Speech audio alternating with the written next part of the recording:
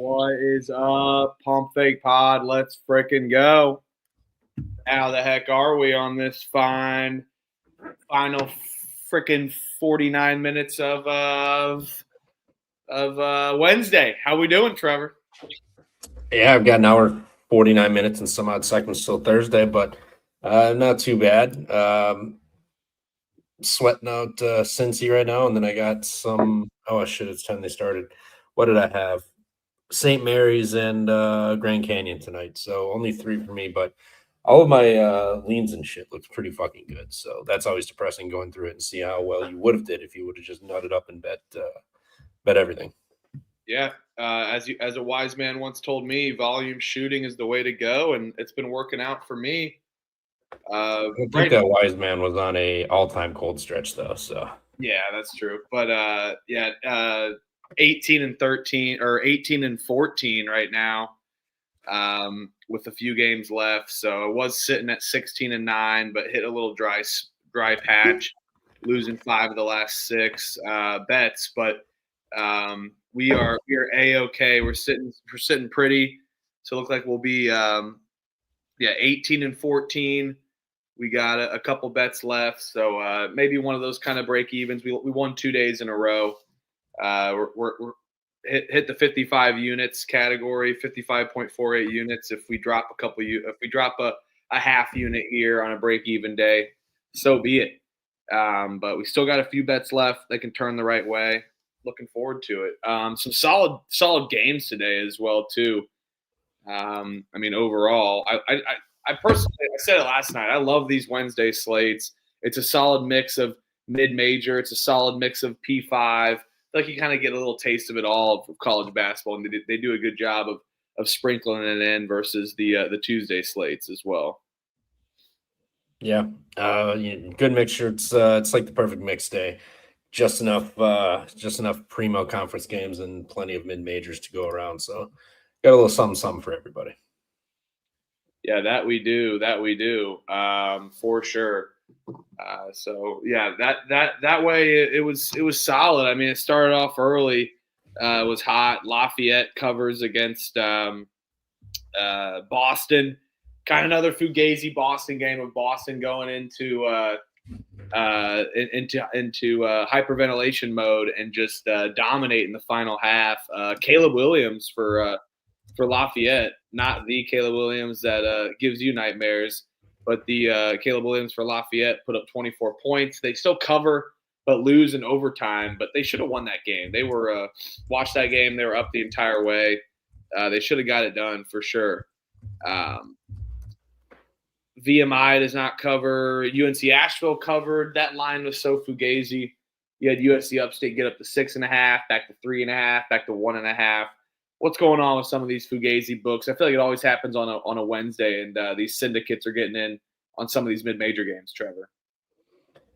Yeah, they move the shit out of these lines, especially giving it out overnight and having whoever move it. All of their clients playing it and just moving it. I mean, these lines are moving touchdowns.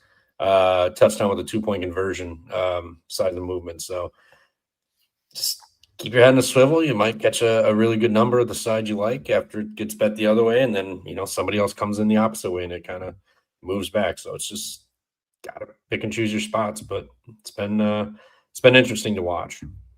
LaSalle beats Dayton outright. Dayton, man, well, I'm glad we stayed off that game. I didn't bet it. Kentucky beats Texas. Their team total hits. North Carolina's team total hits with ease in the over hits. So good bets by us there. North Carolina off the bounce back against a fugazi Notre Dame team. Longwood covers with ease against the Gardner-Webb cap. So the minus 14.5. They win by 35 points. Feels like a November game all over again, Trevor.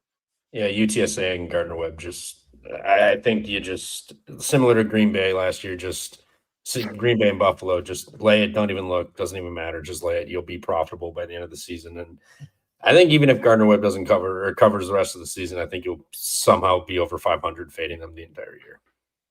Yeah. Purdue-Fort Wayne covers. They win by 7. Mercer covers. They win by 12. Chattanooga covers. Queens covers again. Queens, talk about them being darlings as well. They cover, and their team total over hits as well. Furman loses outright to the Citadel. The Citadel now off of 2 back-to-back wins, so they're rolling. Shout out the Citadel, man. Furman was up double digits in the second half too. Yeah, they're good. IU Indy also beat Oakland, put up 103. I didn't bet that game. Cleveland State. Dude, no. Don't gloss over that. They beat Oakland on the road by 20. 18, but yes, who's Well, counting? Yeah, still, good God, what the fuck? Yeah, Finley Woodward. He was the guy from Britain who couldn't rebound or shit. I watched him, but this is Oakland. It's LA Fitness ball. IUPUI shoots 60% from the field. Incredible stuff there. The next game. Another big one. Cleveland State wins as 16-point underdogs at Wright State. Wish I would have bet that one. Right, we all knew that was just too many points for Wright State to what let. Was hold on, you can keep going. I'm going to look up what, just for shits and gigs, what a money line parlay was with IU Indy and Cleveland State today. Yeah, that would have been that would have been fun. Creighton Xavier does not cover, but Creighton wins. Illinois covers. If you watched the show last night, doesn't if you wake up this morning. So that 18.5 was key last night. They win by 19. Davidson Fordham under just by the hook, 133.5. They win by 131.5. What's the odds on the IU Indy Cleveland State parlay? Roughly 99-1. Oh my God. $10 wins you 990. Wow. Roughly, give or take, wherever you get it. I'm sure you probably could have found over 100-1. But those lines were the closing lines and they came down. So if I had bet on those, I would have been like fucking. I would have caused Cash Patel to knock on my door tonight. I wouldn't be here. But if I did do that, if I did that, I would not be waking up at -40 weather on tomorrow and Friday to go to work. I can tell you that much. Army covers. They win outright. Richmond does not cover. They don't win outright. Rhode Island, that was a great game if you watched that. Navy covers the 10.5. Colgate, they lose outright. We knew it was an American spot. I went with Colgate just on principle. But that principle is slowly fading. A piece of morale bullshit, for my opinion there. Colgate is fucking ass. They're terrible. Yeah, they're bad this year. Them and Vermont. Systems are not active. Nope. And I've been fading Vermont. Sam Houston State covers. Western Kentucky blows their cover at home. And then outside of that, you got UTA beating Tarleton, and then UTSA losing by 19 in North Texas. You got major issues. UTSA versus Gardner-Webb versus Coppin State versus Maine in a Final Four showdown. I would love to see those teams going at it for sure. They're horrible. Valpo, though, our favorite teams, the Darlings, get it done. They went outright against Southern Illinois. Let's go Valpo, baby. 2 wins in a row. They're solid at home. They welcome in Belmont at home, too, next game. Keep it rolling. A&M and Buckyball continue rolling. They win by 20. And then shout out my dog messing up Mississippi State, but he did get the other bet, so we'll take those bets in Southern Utah. So a little 1-1 action there, but yeah, it was a good night for me. But then a bad evening slate, but a good start to it. Illinois State wins at Northern Iowa. They don't cover though. West Virginia beats Arizona State. Sorry to Juice. ASU is one of the worst teams. And then we cannot forget to mention that New Mexico, who was up 13 at half, allows 51 points to Fresno State in the second half. New Mexico only wins by 9, 83-74. Brutal no cover there, by the way, for New Mexico in the pits. So, yeah, they were hanging around that 15 number for a long time. No, they really were. But yeah, rough. But that's just how college basketball is there. So the beauty and pain of it all. I love it. So yeah, 18 and 16 now with those additions of losses. So let's get this done. Seattle -3.5. They're up 22 with 12 minutes to go. So hopefully that can get done. I need Oregon State's team total under. Not off to a great start. And I need Arizona to cover 13.5 with those bets remaining at 18 and 16. So let's get 2 of those. We'll go 20 and 17. Get some easy units and 3 days in a row on the win. But, 37 bets. I was rocking and rolling. I was firing. I was like, shit, I was firing this morning when I woke up this morning. And we're going to continue firing today because we've been firing with our good old partner, Rhythm. Shout out Rhythm, a predictive modeling gambling service. They've been a great partner in all things sports. I mean, we mainly focus on college basketball, but they have all things sports, NFL. So make sure to use your NFL for conference championship this weekend. Use it for NCAA next season, NCAA football, and then you still got NBA and WNBA to go through. So, yes, Rhythm has been awesome. They pick every single game. They give you a confidence meter. They tell you a signal.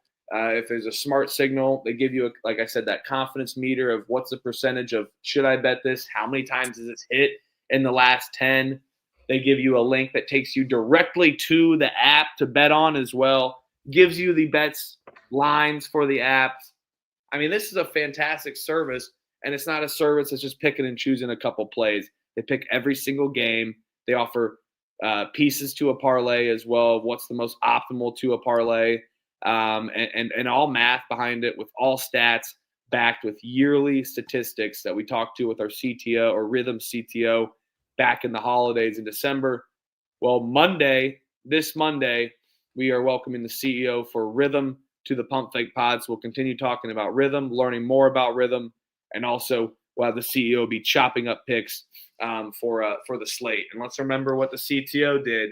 They brought us a Villanova plus money cash, got it done outright on the road.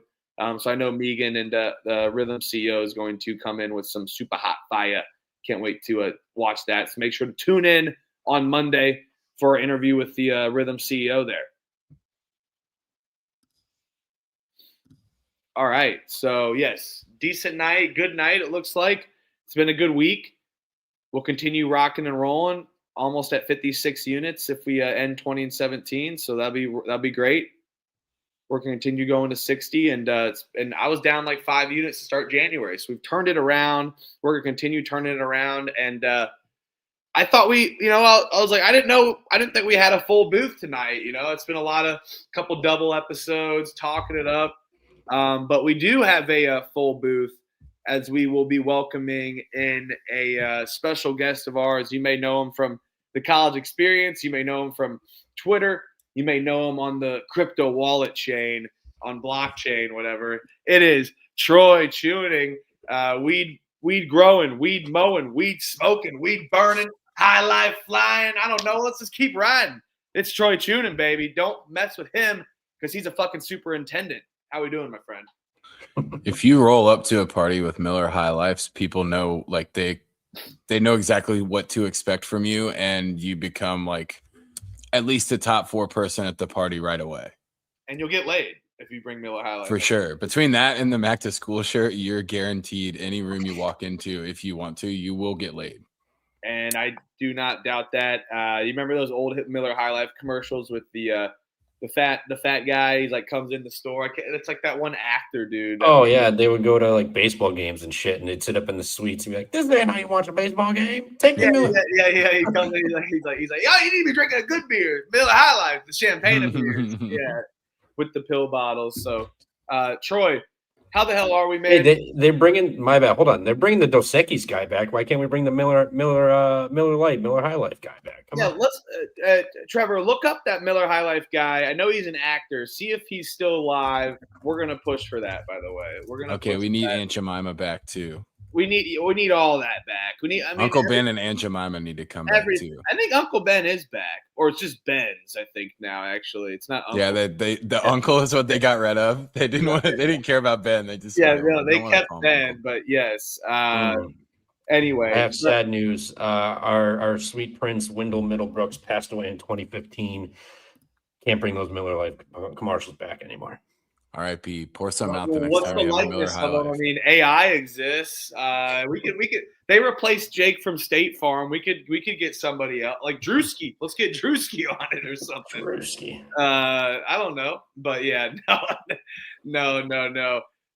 Sorry, Wendell Middlebrooks. We appreciate all the good times and the good. Who would be memories of most the likely to commercials. drink Miller High Life these days? Yes, My buddy does. Like Eli Manning? Maybe Beanick. Maybe Beanick drinks zeros though. No chance. Oh, NAs, yeah, maybe. Miller High Life is. There's only a select few people that could do that as like their go-to always drinking beer. Yes. Or Yeah. else you end up like homeless. I bet Trevor loves a good Miller High Life. I bet. I mean, he has to, right? I'm from Wisconsin.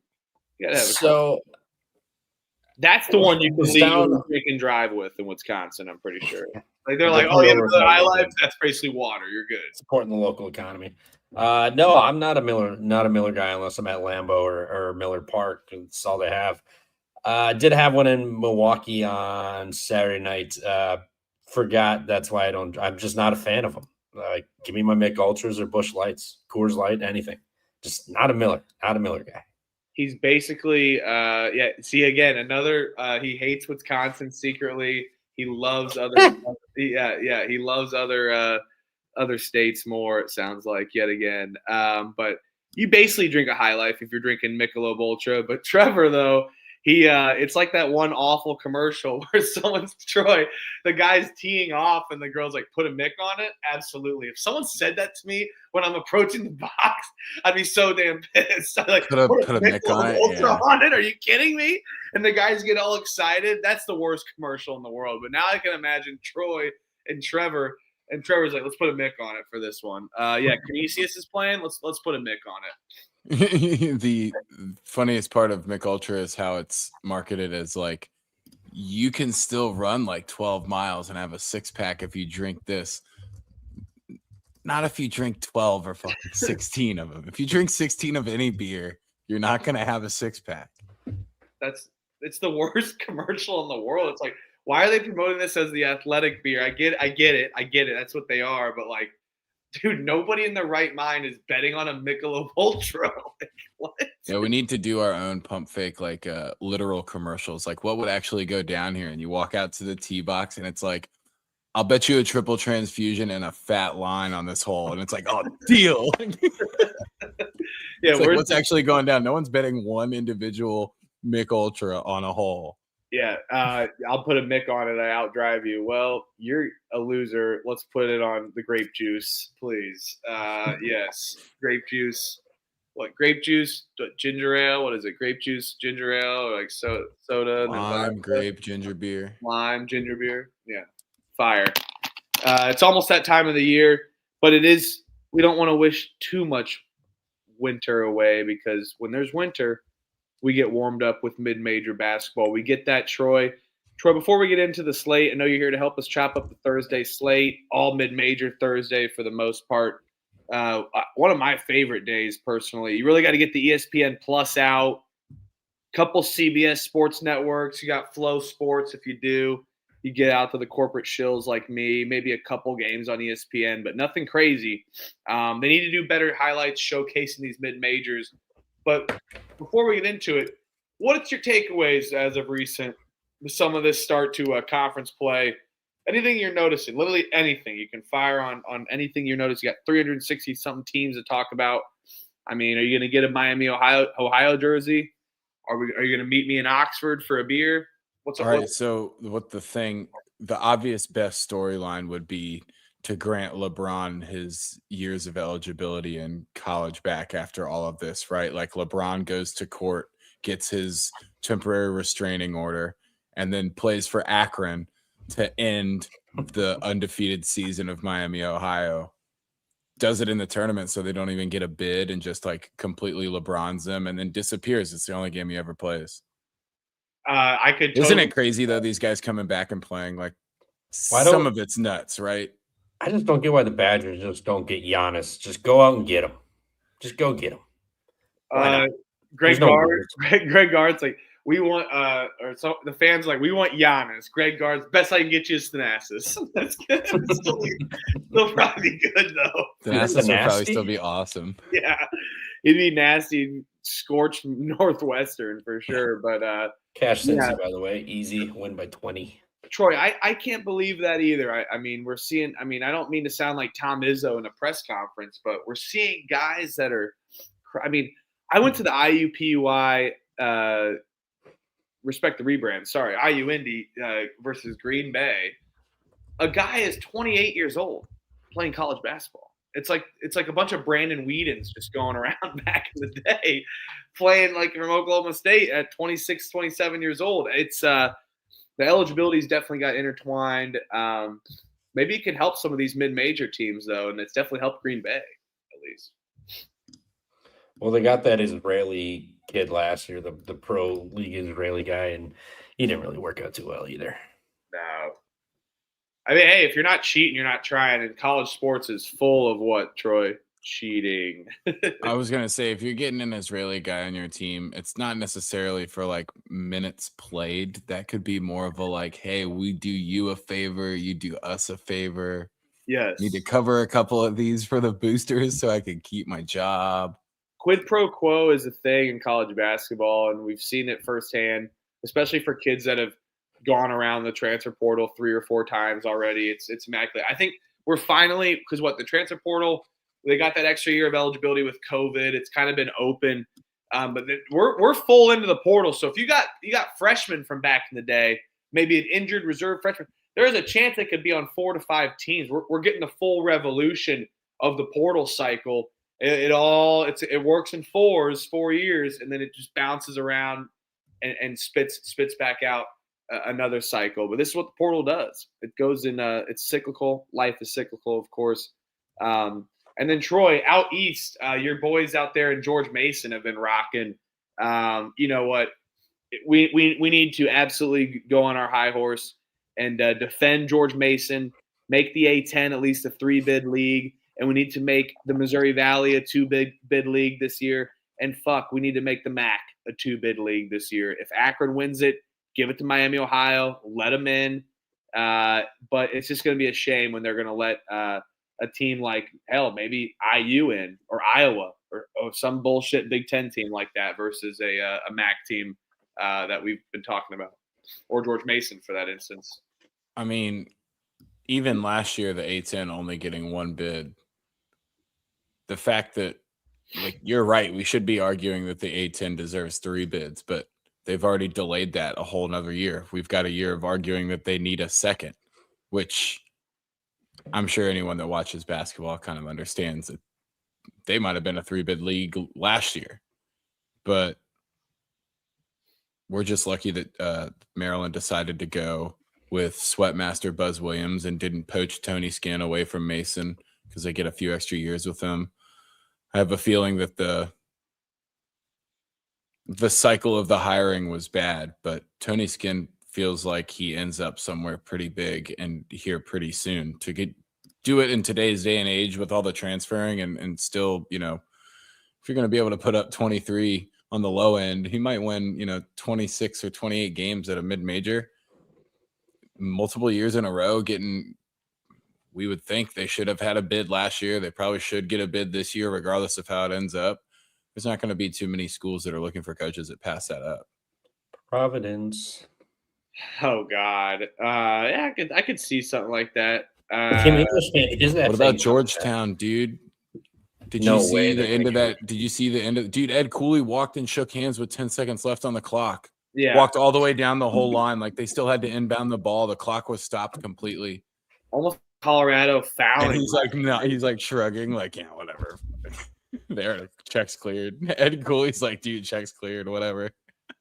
It's like Colorado last night, even though I had Kansas -4.5, so I don't feel bad. But I was thinking of you, Trevor. Oh my God, dude! I mean, they had 13 seconds left. They're down 5. They didn't foul with 13 seconds left. What kind of fugaziness is that? Yeah, that's not bullshit. But anyway, this is what college basketball is all about. You got to get into the mud. You got to dive into it. You got to survive the mud a little bit. we were watching college basketball. My wife, I've been showing her some old movies. Been enjoying the old movies, and we watched Rambo: First Blood tonight. It was such a good movie, and we're gonna watch Rambo 2 tomorrow. I'm looking forward to that. Rambo 2 is my personal favorite of them all, but it taught me something. You got to survive in the mud. You got to kill. If you're going up against 30 things, 30 cops, big machines, you can be Rambo throughout the day and survive in the mud. And that's what takes me college basketball. You got to be in the mud and survive and advance. And you got to kill to get to March. Make it to March. Let's make a Rambo college basketball movie. That'd be great. Definitely need Colby to direct that, probably Troy. But shall we get into it? It's been an amazing slate. Got Troy here. Got the East Coast representing after we are normally a Midwest show. So now we got Virginia out there. Big Abigail Spendenbacher fan, I know, I'm sure, over there. And just definitely loves waking up early and cutting the grass a little bit. Are you guys still out there in the wintertime before we get into this? Yeah, we're not cutting much right now. Not cutting at all. Everybody's about to be locked inside for at least half of the week.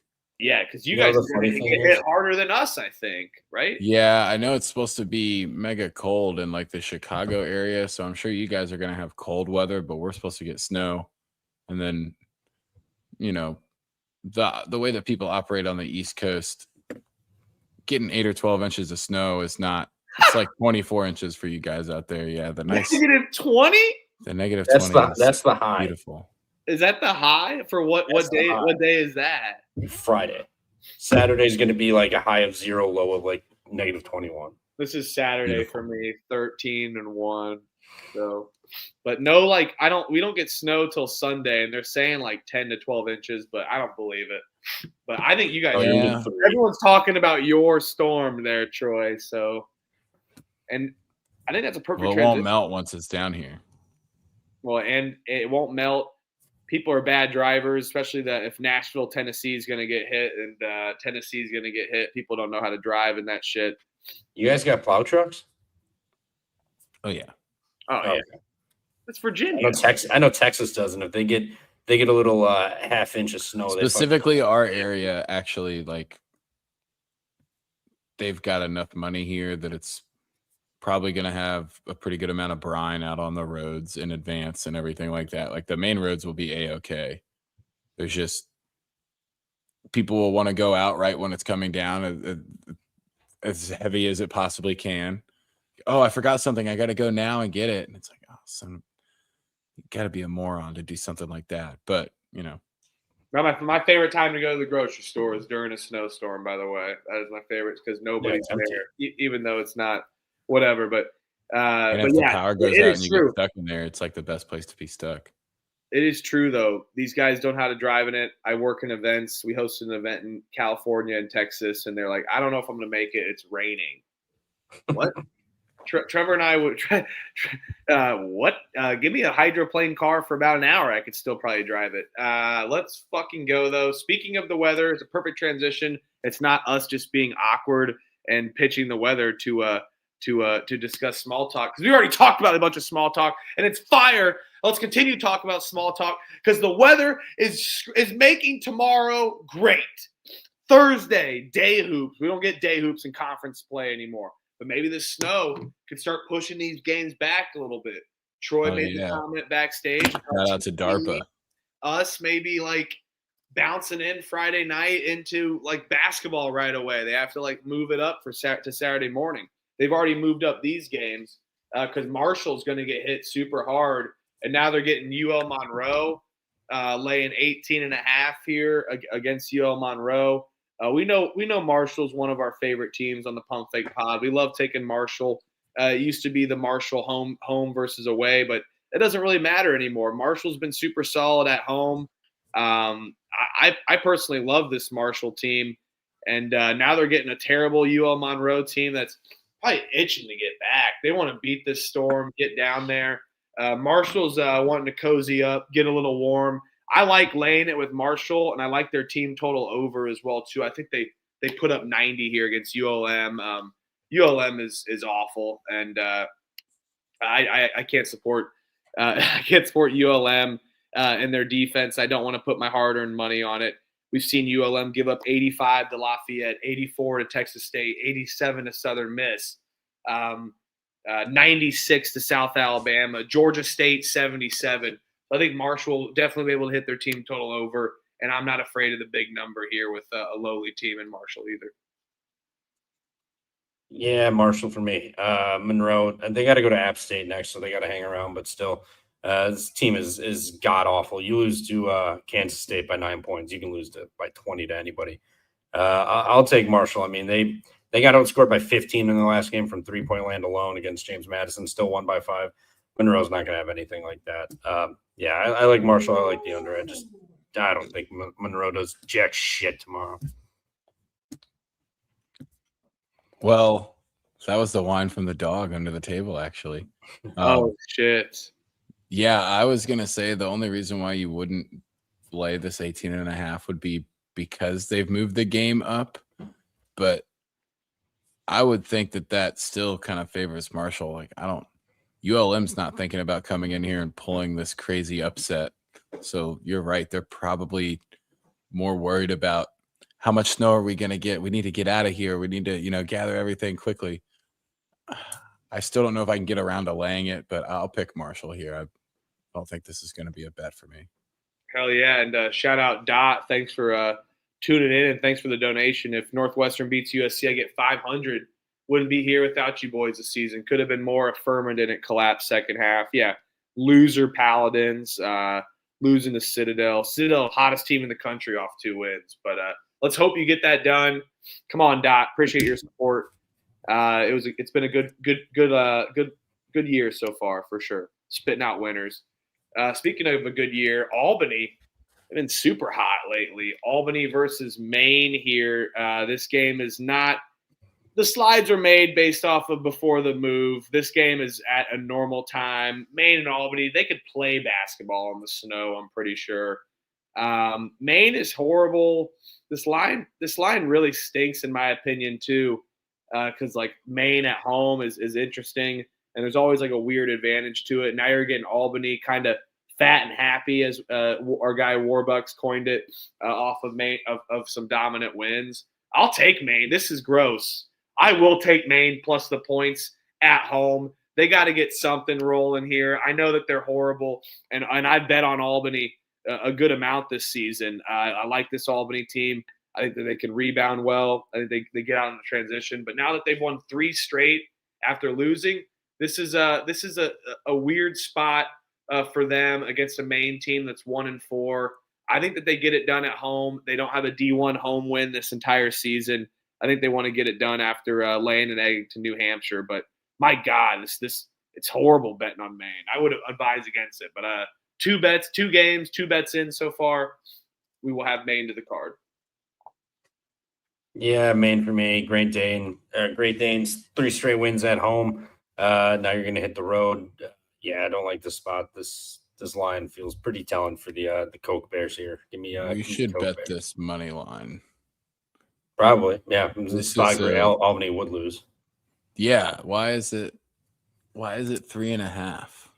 Should be 5.5 or 6.5 or something like that. This one definitely has potential for like the first half money line, full game money line. But yeah, I think I could definitely play the full game here. Yeah, I can gross line. That. Disgusting. Huge. Just a gross line. Just bet it and go find something else to do.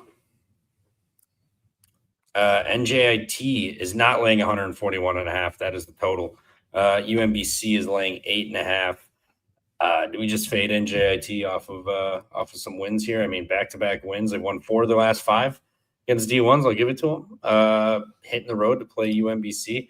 UMBC is kind of schizophrenic. This would be I could see a spot where they just drop a game and it would be UMB or NJIT here. I mean, you want to talk about hottest team in the country. I mean, for NJIT standards, 4 of the last 5, they might as well be on a 20-game win streak. So I'll take NJIT with the 8.5. Too many points for how well they're playing right now.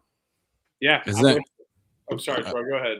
I was just gonna say it's funny that the one loss from NJIT is a Maine Coke Bears loss that like you would never expect them on this At home too. this streak to that be the team that got them.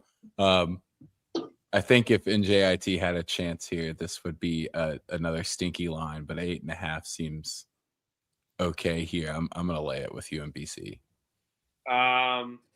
Yeah. Chesapeake Employers Insurance Company Arena. They're gonna need a quote. You're gonna have to get a quote tomorrow for what they're gonna do to NJIT. But I'm already 2 bets in on the slate. I will lay off on this one. I do think I really want to take NJIT with the media lines telling, but no value in betting on UMBC. So instead of sparring, Trevor, I'm gonna say this. I'm gonna change it up. I'm going to put a Mick on it only for UMBC. Let's go. I'm just putting a Mick on UMBC. No actual bet. Oh, my God. What?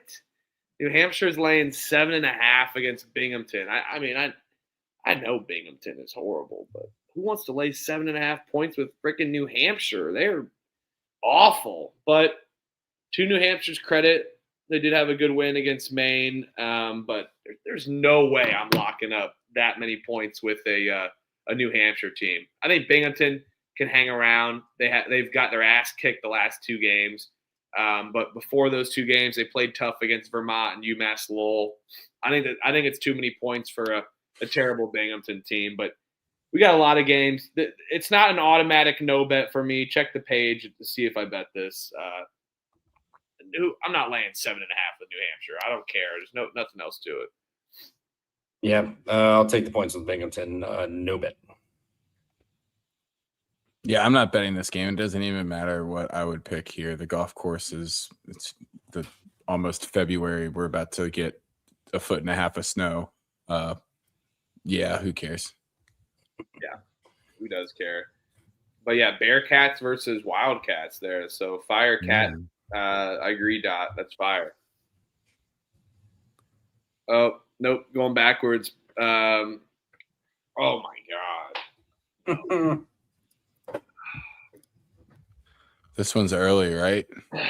Vermont is laying 4.5 against UMass Lowell. I mean, technically it's 6 o'clock. We haven't moved the noon ones in order there. Yeah. I just didn't know if it was one of the ones that got moved up. Technically kind of early, 6 o'clock tip time. This line fucking reeks, but who's Vermont to be laying points? I will it worked with Albany last game. I know that they're maybe due for a bounce back, but to me, this line stinks a tad bit. I think Lowell's going to be ready to get up for this one. Vermont always has Lowell's number, but I think Lowell's going to be able to to step it up just a tad bit here and realize that this is one that they can maybe get from Vermont, especially if Lowell can play good defense. They're actually one of the better defensive teams in their conference. Have really stepped it up, especially at home and even on the road at times. They've kind of played against the low-end teams in the American East, but again, too many points. I think this spot's over. I've faded Vermont since Binghamton.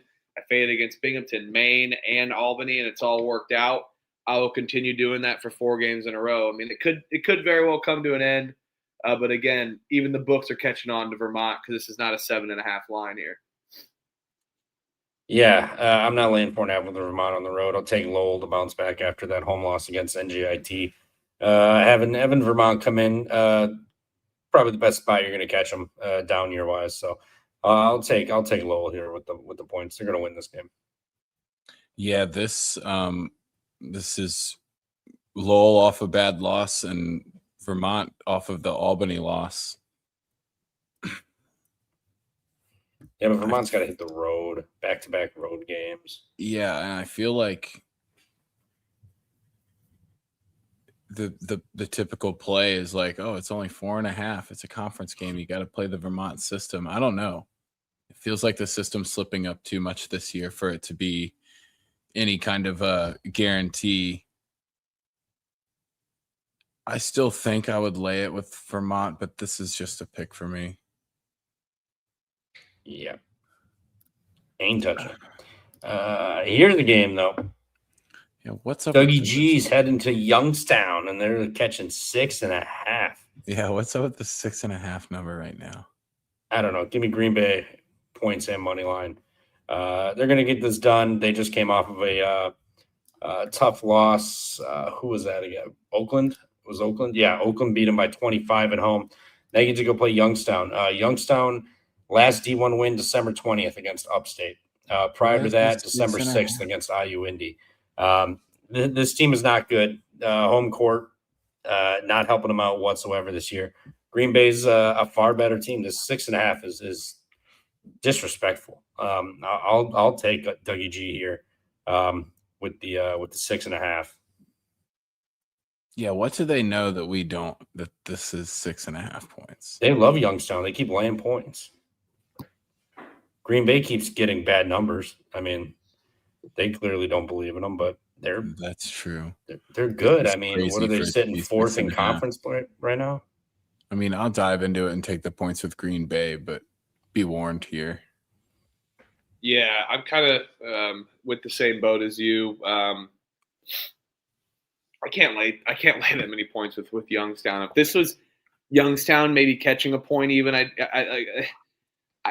listen. This is Youngstown's gym. We like Youngstown's gym, but a gym ain't going to be out there and dribbling the basket. You know, they haven't won a conference game since December 6th. They haven't won a conference game since December 6th. It's January 22nd tomorrow. You know what? I like Youngstown. I think this is a good spot for them, but I'm not going to put my hard-earned cheddar on them. I'll take Green Bay here. I will bet Green Bay, but they are maybe due for an ass-kicking, but get out of here. Gottlieb's the man, dude. I love Gottlieb. I'm done talking shit about him. He's the man. I mean, they laid 8 against Cleveland State, lost. Caught 4.5 against Wright State, lost by 10. Laid 5 against Fort Wayne, lost outright. Was catching 4.5 against Northern Kentucky, lost by 15. Laid 1.5 against Oakland, lost. Laid 10 against Mercy, lost. The last time they covered a game as a favorite, Upstate, December 20th.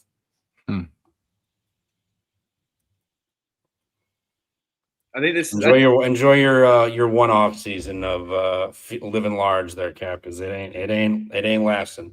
Dude, 58% completion percentage isn't going to get you much, and you ain't coming back every single game. These Bears next year, it's going to be a rough year for you and a beautiful year for me, Cap. Can't wait. These Bears Packers fans are obsessed with one another. That's all I'm going to say. You guys are obsessed with just hating each other. These are your guys' Super Bowls, beating up on both of these teams. If you can beat the Packers, it's the Bears Super Bowl. And if the Packers beat the Bears, it's their Super Bowl apparently too. I feel we're 30-6 in our last 36 against them. I'm not too. We don't worry about them, but they're just yap. They had one decent year with riddled with crazy comebacks and bullshit Hail Mary throws and all this. Good for you. You had your year. It ain't gonna happen next year. You're gonna be real quiet next year.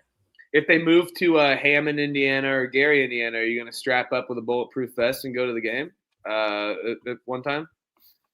I'll go see the Indiana Bears play. Why not? I got no ill will against the Indiana Bears, baby.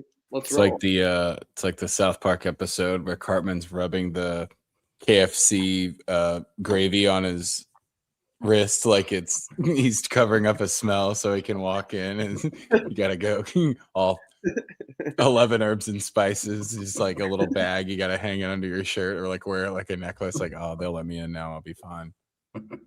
Shout out, Trevor. You're so quick with it. Can you Google and pull up Google Penguin Point real quick? Penguin Point, a restaurant? Yep, fast food. Just whip out that logo of Penguin Point there for me. If you can, pop it up there real quick. Your computer's way faster than me. All right. Yeah, right on, Trevor. Thank you. All right. Unfortunately, it just closed down this year. The Northern Indiana is absolutely pissed off. How do we get this? Okay, I see. We got to. Get this out of here. Oops. Yeah, yep. So Penguin Point, fire ass fucking restaurant, by the way. I don't know. Every time I see that logo, especially with the circle in it, it just kind of looks like a little Penguin Point logo here. So send Hufford. Shout out Danny Dumbshit, $50 donation. Appreciate you, brother. Thanks for tuning in. An OG listener, by the way. Appreciate you, Danny. Listened to us since the beginning. Send Hufford to Monroe, Trevor a number 18, and Troy a fat joint. I love it. Fuck yeah, baby. I'll take the last one too, by the way, for sure. But yeah, send me to Monroe. Fuck it. Let's go. Appreciate you, Danny. Appreciate you, Danny. Thanks for that. Really appreciate you, bro. And I know that you know Penguin Point, bro. I know you know Penguin Point. Even though you're actually he's more northwest, but oh well. App State laying 8.5 against Lafayette. Over under is 122.5 here. I've been taking App State at home. They've been a plentiful, and I like App State's defense. Now we get them at home. I see 8 is available flat on Caesars as well. You're getting them off of a loss to ODU at home as well. This is a bounce back spot for them. Now they're getting a terrible Lafayette team. I will take actually. This is a little crazy, but I will take UL Lafayette team total under 58.5. I mean, they never score points to begin with. Now they're getting a pissed off App State. Even in their win against USA last game on Saturday, Lafayette scored 59 points. So now they're getting an App State that's pissed off. They held 65 to JMU. They held Georgia State to 50. I think they step it up defensively here and get it done. I'll take UL Lafayette team total under 58.5. Yeah, I'll just lay it with App State. I mean, Lafayette, South Alabama. I mean, they didn't get many shots off. 3 of 10 from the line. They shot 7 of 15 from deep, 16 of 38 inside the arc, and still lost to Monroe. Monroe didn't shoot that great, but I mean, when you fire up 42 threes and you make 15 of them, that's gonna help you out. So that shit ain't happening tomorrow. I'll lay it with App State. Yeah, I mean, I would lay it with App State. I kind of like the Louisiana team total under better because they moved this one up to noon. So again, yep, kind of already have a team that has trouble scoring. Gonna throw them off of their. I don't know. Maybe that's good, actually. Maybe the fact that they get thrown off of their normal routine, now they can score. But, yeah, I would feel better about playing the team total under since you've brought that up, Huff. Yeah, I think App State's their guards are going to really beef up on Lafayette, and they got decent size as well, too. Oh boy! Mary Mac. Hold up. I got a dip. Should we do this one quick? Go for it. Yeah, you take it away. Wisconsin's only laying 5.5 against Penn State. Penn State's been feisty, man. Everyone's thinking Wisconsin's back. They're playing well. They just beat Michigan. They followed it up with the comeback against Minnesota. They're going to drop this game. This is a game we absolutely drop. Just when everybody thinks you're back, you beat UCLA, you beat Michigan, you beat Minnesota, you beat Rutgers. Now you go to Penn State and you lose. Let's not forget Penn State had Michigan State on the ropes earlier in the year, and they almost beat Michigan in the Jordan Center, James Jordan Center, or whatever the hell it's called. Bucky ain't back. We're losing tomorrow. Penn State's gonna win this one. Bryce Jordan Arena. Bryce Jordan. Dude, Penn State been feisty. They just lost to 23 to Maryland, bro. Okay, Purdue was an 8-point game. Michigan was a 2-point game. Illinois was an 8-point game. UCLA did beat them by 11, and Maryland blew them out on the road. But they're back home. Just admit you hate Wisconsin now these days. They're not a good team. John Blackwell went bananas the last couple of games. They shot lights out. The bottom's gonna fall out eventually, and I think that's tomorrow. But I got to dip now. I'll be back. I'm sure of that. Yeah, you guys don't talk much about these Thursday games, right? It's not a big mid-major program. I was going to say, I think we should play. We're a part of the No Child Left Behind Act over here on the TCE and Pump Fake Pod over here. No Child Left Behind, for sure. They definitely should have left some of us behind. Sure. Well, Trevor had the slides here, so we will just do our Troy and Huff variety show while I load up the slides here because they're gone. Last time Troy and I got together, man, it was the one time we got together. Sadly, we're gonna make that change. We're gonna golf with each other, do a golf trip this year. I mean, we were an elite boozing performance when we were together. Booze until like 4 a.m. It was unbelievable. Yeah, without any PEDs either, just straight raw dog booze. Straight boozing. We had some it was conference tournament season, so we had like some games on, and then we were late. I remember it was cold out there in DC in March too. So, yes. So appreciate you guys. Pump Fake Pod email.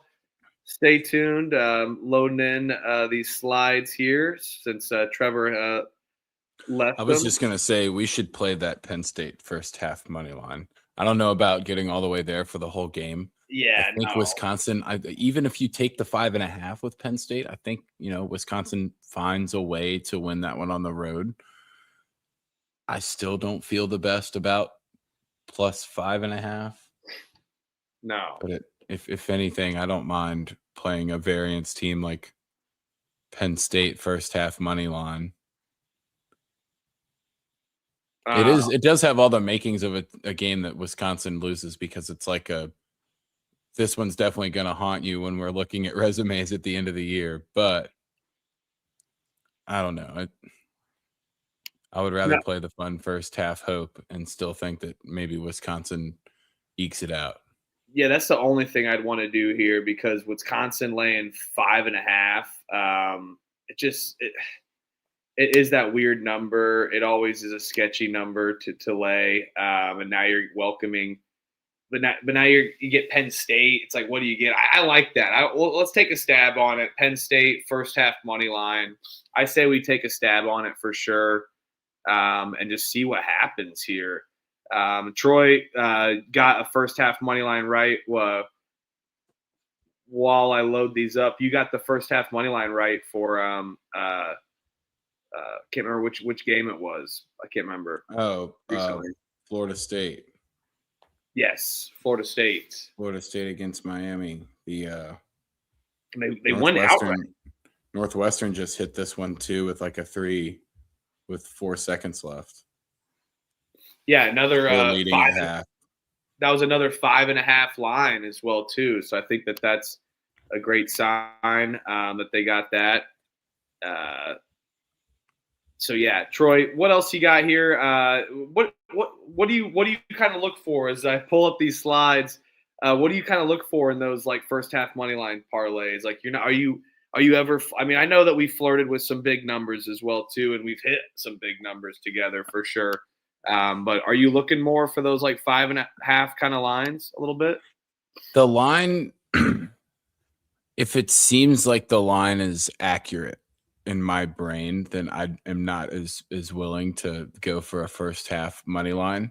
If I think something like 5.5 feels short, even though this game is at Penn State, you've got a team that hasn't won a conference game, and they're only asking Wisconsin to lay 5.5 here.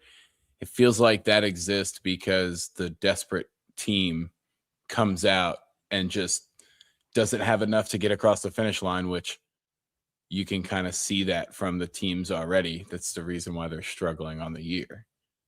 So some of these bigger numbers, I feel like it seems like it's easier to try to get the motivation of the first half correct than it is to try to play the whole game money line on a true upset.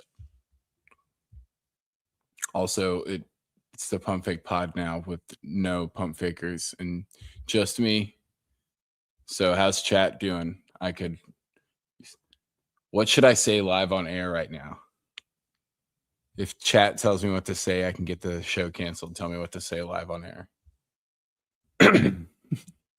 So what else do we have? Like any of the other first half money lines that stand out? Like there's a 3.5 line for College of Charleston. They're laying 3.5 against Campbell. I would look at that as like a chance for a first half money line. That doesn't seem like an inaccurate line, but it seems we've got two, pretty solid teams. One team has had some success on the road. It's 3.5 because I don't know if it gets there for the whole game, but all right, what else do we have? We've got. Well, thank you. Oh, you're back. Sweet. Yeah, thank you. Yeah, Capitals post-Olympic did a little preview. Troy takeover there for the most part, but had some technical difficulties there. But that's what we get Troy for. Speaking off the cuff, and speaking off the cuff here, we get Merrimack versus Iona, a tale of two teams personally right now, because you have Merrimack, who is pretty hot this season. Started off conference play hot under Joe Gallo, even without the legendary Bud Clark, 8-1. And we had Iona, who was really going into conference play with a lot of momentum. But they've kind of hit a brick wall. They're 4-5. They haven't really looked good offensively. But this is a terrible spot for Merrimack on a short spread. I'm going to go with the good program here in Iona against Merrimack, even on the short spread. I think CJ Anthony, Anglin, and their guards can step up a little bit and go against Merrimack's solid perimeter defense, but and the home crowd advantage here. So give me the heavily funded NIL Iona Gales here at home. Yeah, do we think the MAAC is going to have somebody actually pull away by this much? I'm just looking it up. What is St. Peter's? They're 8-1 in conference too. Yeah, St. Peter's. It's like, and then God, I'm missing it. There's one more up there too. Quinnipiac and Marist both have 6 wins in the conference. Marist is like Quinnipiac's right there. Yep, and then you got probably Siena right there as well. Kind of feels like a back to earth game for Merrimack. I don't have a bet here, but I would tend to agree with you that Iona can get it done. Don't sleep on Canisius, ninth in the Metro Athletic Atlantic Conference. So don't you sleep on Canisius. They're almost 500 in conference, so relax. Yep. And yes, Dusty, I agree. Pump fake improved a little bit. Troy with the takeover there. Terrorist behavior by him. South Alabama versus James Madison. James Madison's laying 3.5. Over-unders 137.5 here. South Alabama off of a bad loss to Louisiana. They're not as good on the road. Their last road win was both Louisiana's, Monroe and Lafayette. James Madison, a fairly good team at home. But this season, it's been a different story, right? Under this Preston Spradlin, not as a huge fan, even though he did. They're kind of in a weird roster turnover transition year. I'll take South Alabama plus the points on the road. Offensively, I know that they have some woes, but they play a solid 2-3 zone. They switch to a 3-2 zone sometime. They play a 1-3-1. So I love that their zone can maybe disrupt James Madison a little bit, and they can defend the threes very well against James Madison. I think USA is going to try to take them inside, really try to do the slugfest game, and they're going to stay within this number. I'll take South Alabama. Yeah, I don't really like James Madison this year. I'm not going to bet this game again because we've got stupid Virginia rules where the Virginia schools can't be bet on. It feels like the line. Virginia Tech or anything. George Mason, you can't bet on any of those. Not it was like as soon as I go into DC, you can, but within the state of Virginia, you can't bet on. But if you go into District of Columbia, so we're at the bar we were at, you can bet on. Yeah. But in Virginia, you can bet on like Towson and Maryland teams. Though. So like even in the state of Virginia, if something were to happen, like if UVA were to have won the college football playoff, they probably would have just refunded every future because you have to pick winner without the Virginia colleges. Well, I'm thankful for certain things Indiana has. We were one of the first to legalize those little fuckers. Legalize something else, dicks. What are you doing here? You taking James Madison? Right? No. I would think that the Alabama, gap, I South guess, if Alabama you is the can't. right side. Yeah. It feels like 3.5 is short enough, and people are starting to catch on to the home play for James Madison isn't quite there. But like I said, not really a bet.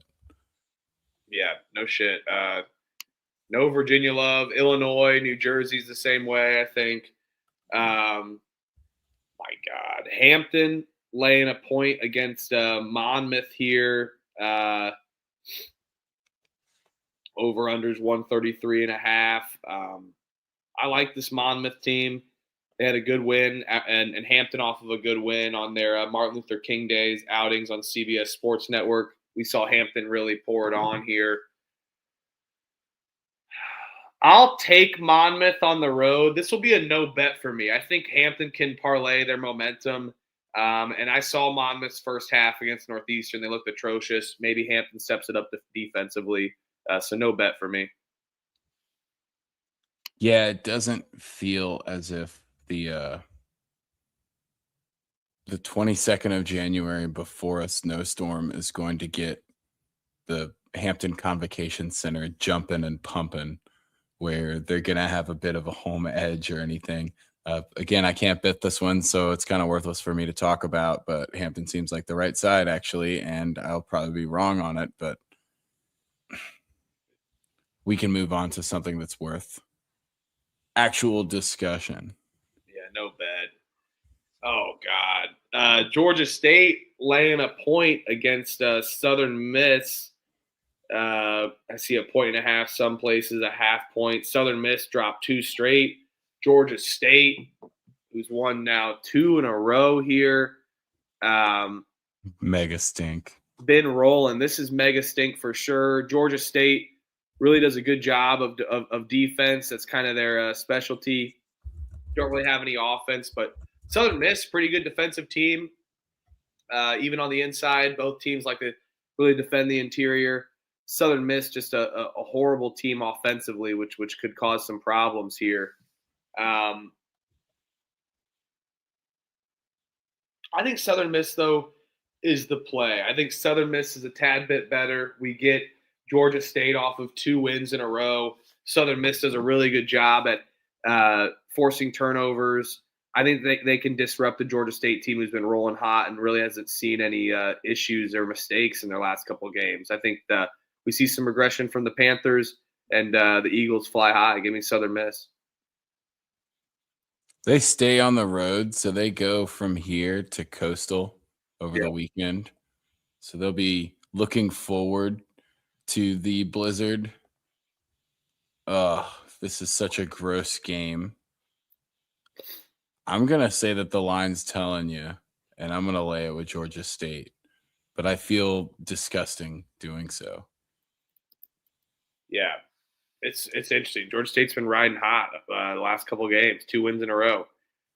Wisconsin, Penn State. Troy and I are going to take the stab at Penn State first half. Whatever was going on during that slide debacle, good stuff there, Troy. That was solid. So yeah, and then this Jeff Sharp in the chat. This one's for you, brother.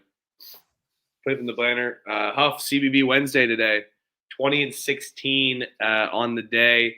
We have Oregon State team total under 62.5 left. They have 25 at the end of the first half against St. Mary's. So let's get it done. Let's go 21-16. If we go 20-17, that would put us just a tad bit over 56 units. If we win this one, we're definitely some chunk of change and 56 units up this season. So let's rock and roll. But yeah, we'll get you the final tally here if we finish when Oregon State does. Northeastern's laying 3.5 against Stony Brook. Over-under is 149.5 here. God, Northeastern, love them offensively. Defensively, they just have so many issues. But now you're getting a Stony Brook team that just put up 112 against Charleston, and they already won against Hofstra too. I like Stony Brook with the points most of the time, but to me, I'm going to go with the better offense here. I'll take Northeastern. Flow sports game, unfortunately. But Northeastern, their defense is so bad, you just don't know. They could be up like 7 or 10 points, and then you look and they're down like 15, just like that, like we saw in the Monmouth game. But with Northeastern laying points and Stony Brook, who once scored 37 against Drexel, I don't think that they can do this again after putting up 112 off a 2 overtime game with Charleston and a win against Hofstra. I think there's going to be some regression and come back to earth for the Seawolves. I'll take Northeastern at home -3.5. Please play some fucking defense for once. Why are they laying 3.5? This is hilarious. This is a pretty funny line. Yeah, the books do love them. I mean, I guess once you get into conference play, it starts to make a little bit more sense. Stony Brook, about as high as you can get them here, and you're still getting points with them. Yeah, I'll stay away. I'll just lay what the book is telling me at 3.5 here. But man, Stony Brook could win this game by like 12 points. That they could. I love disgusting. Stony Brook. Yeah, if you don't feel anything great on this game, don't bet it. Who gave out Stony Brook money line against Hofstra? This guy did. UAB, South Florida. This one's kind of good. Yeah, this one's fire. I think this is on ESPN, either like ESPN 2 or U. South Florida laying 2.5 against UAB. UAB off of a loss last outing. Already beat South Florida earlier South this Florida year, too. off of a loss as well. Man, I think South Florida is the better team, but I'll take UAB at home. I mean, you're going to expect a ton of points yet again. Yes, UAB already beat South Florida, but I think this is just bad timing for these Bulls here off of already losing to UAB. Now you get UAB at home off of a loss. You're going to expect a ton of pace here. UAB put up a stinker, only putting it up 77. Just worry about defenses across the board in this game. You got to just hope your team's the one that's putting up a ton of points and scoring. UAB hasn't been the most efficient team at come conference play, but South Florida, one of the worst teams defensively on three point defending. So I'll take UAB here on the side. Bro, UAB just gave up 85 points to East Carolina. We should just play this over. Yeah, this is just going to be an up and down game. I think the right side is probably USF, which is why the books are still letting them lay points. They're probably the better team, but I wouldn't like it wouldn't surprise me UAB wins this outright. I'm just going to play the over here, though. Yeah, I think that's a great play. UAB's been solid, and on offense, South Florida's been solid on offense, but no defense either way. Great game. Quinnipiac laying 4.5 against Mount St. Mary's here. Quinnipiac off of a win to Manhattan after their 2 losses in a row, bouncing back. Mount St. Mary's off of 2 wins in a row here as well. Oh, I love Quinnipiac. I love taking their team total overs at times. But this is Mount St. Mary's catching points at home. Yes, do I think Quinnipiac wins? But yes, but I think Mount St. Mary's is certainly live here. 2 kind of style clashes of play. You got Mount St. Mary's, who's going to slow it down just a tad bit. Both teams fairly even defensively, so who knows what comes in there on a brick wall. But we saw Quinnipiac. They really go on dry spells offensively. I think that they can do that against Mount St. Mary's. Now we get them catching points at home. I'll take the home dog here. I'll take mainstream media +5.5. MSM here, mainstream media. No, the Mount defense kind of comes and goes in waves. And since they were able to hold St. Peter's to 65 in that game, I know they lost to Siena, but they've, 65, 67, 68, 58. Their defense is starting to hold teams. Their pace is starting to come into play how they want. They're starting to play at their speed. Yeah, we should bet the money line on the mainstream media here. Yeah. I mean, I love Quinnipiac. I mean, they could easily win by like 12 if their You get shots a 5.5 and running. But yeah, there is 5.5 out there. yes, there is a why did I lose it? I had the book up. There's a 5 on Caesars, 5, and you could play with their lines to get 5.5 for like minus 118, but they have a +5 available on Caesars. So I'll take that +5. Let's go, Mal. No home court advantage on a Thursday. Always home court advantage. There could be 12 people in the crowd. Rob Morris laying 5.5 against Milwaukee. Over under is 149.5. Milwaukee's terrible, Troy. They are horrible. Talk about no defense. Talk about, no rebounding as well. But I just don't love laying that many points with Rob Morris. They have came along, but defensively they just have so many issues. I don't think that they could win at margin. But Milwaukee, so many problems. Robert Morris is going to be able to expose them on the rebound here, part of the game. I think that's where they're going to be able to be a catalyst, get some things done, and get some second chance opportunities. So instead of laying it, I will take the Rob Morris team total over 77.5 here. I think that they get into the 80s. Milwaukee's pace is one of the fastest paces in conference as well. And even with Robert Morris's lack of pace, I think those rebounding advantages are going to get them those second chance opportunities like I was talking about. So, give me Robert Morris team total over. Yeah, this one is Cap has brought up how close Moneyline Mac is to Moon Township these days. I know this is probably not going to be a boots on the ground game quite yet, but we've talked about Moon Township like 3 straight days. So I'm taking the world's hence. I'm going to lay the gross 5.5 with Bobby Moe. This is someone that takes mushrooms would understand why you would listen to the world when everyone is talking about Moon Township. You usually don't hear about that town too many days in a freaking row. Moon Township. And the Moon Tower and Dazed and Confused as well. Like, talk about, I love the moon, baby. Good. Let's get to Moon Township. That'll be our travel exponenza for sure. Eastern Kentucky's laying 6.5 against North Florida. Over unders 168.5. I mean, North Florida's been an auto fade for the most part, right? Like, they're horrible. But I don't think there's any reason why you don't just auto fade them here either. I would be scared if this Eastern Kentucky line was only like 3.5 or 2.5. That's when I would be afraid of the auto fade. But 6.5, yeah, I'll lay it.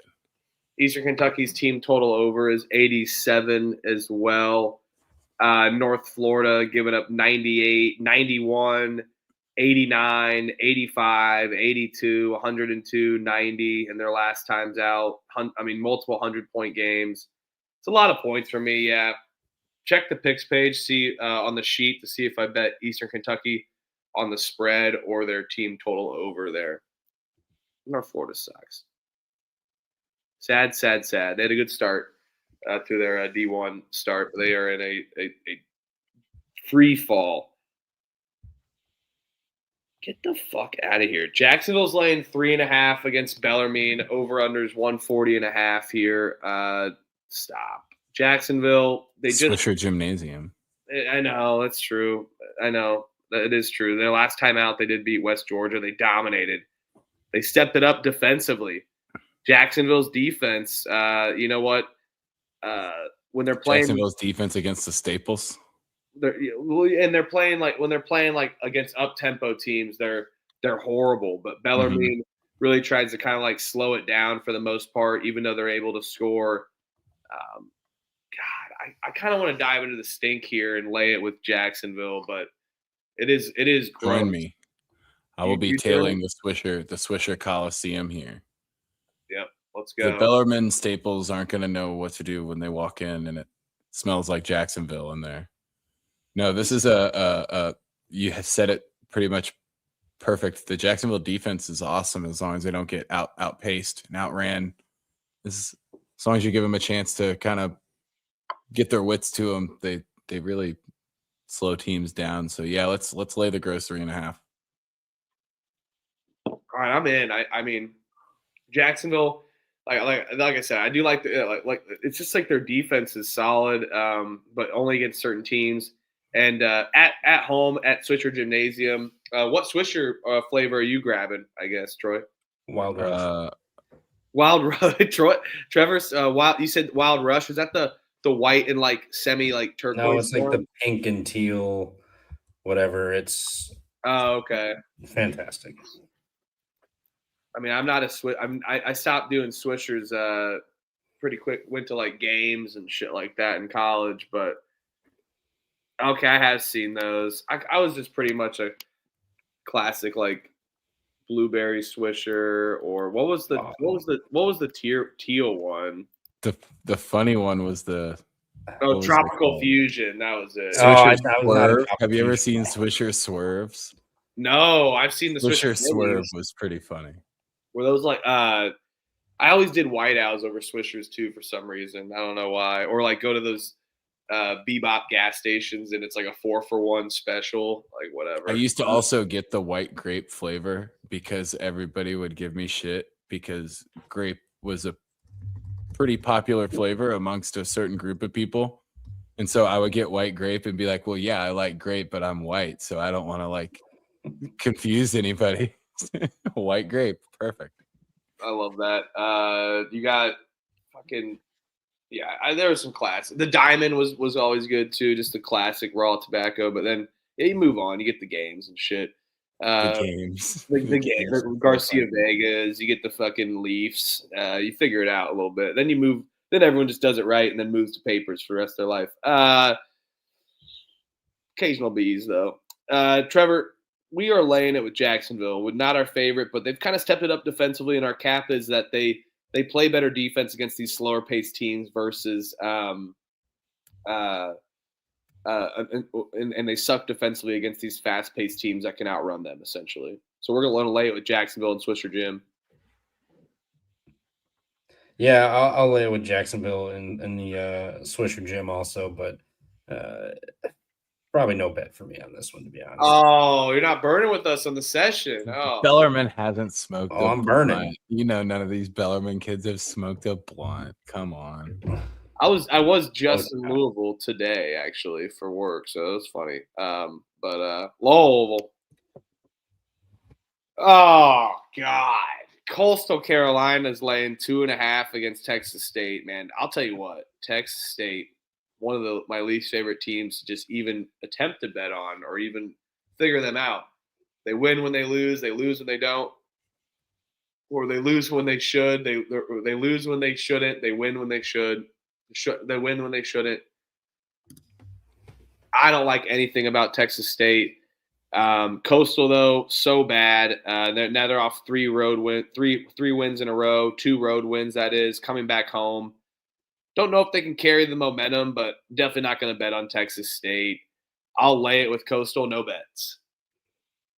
And yeah, I can be talked into a bet though for this one. I can't. I'll lay it with Coastal. They can shoot the free throws. They don't turn it over, but no bet. No bet.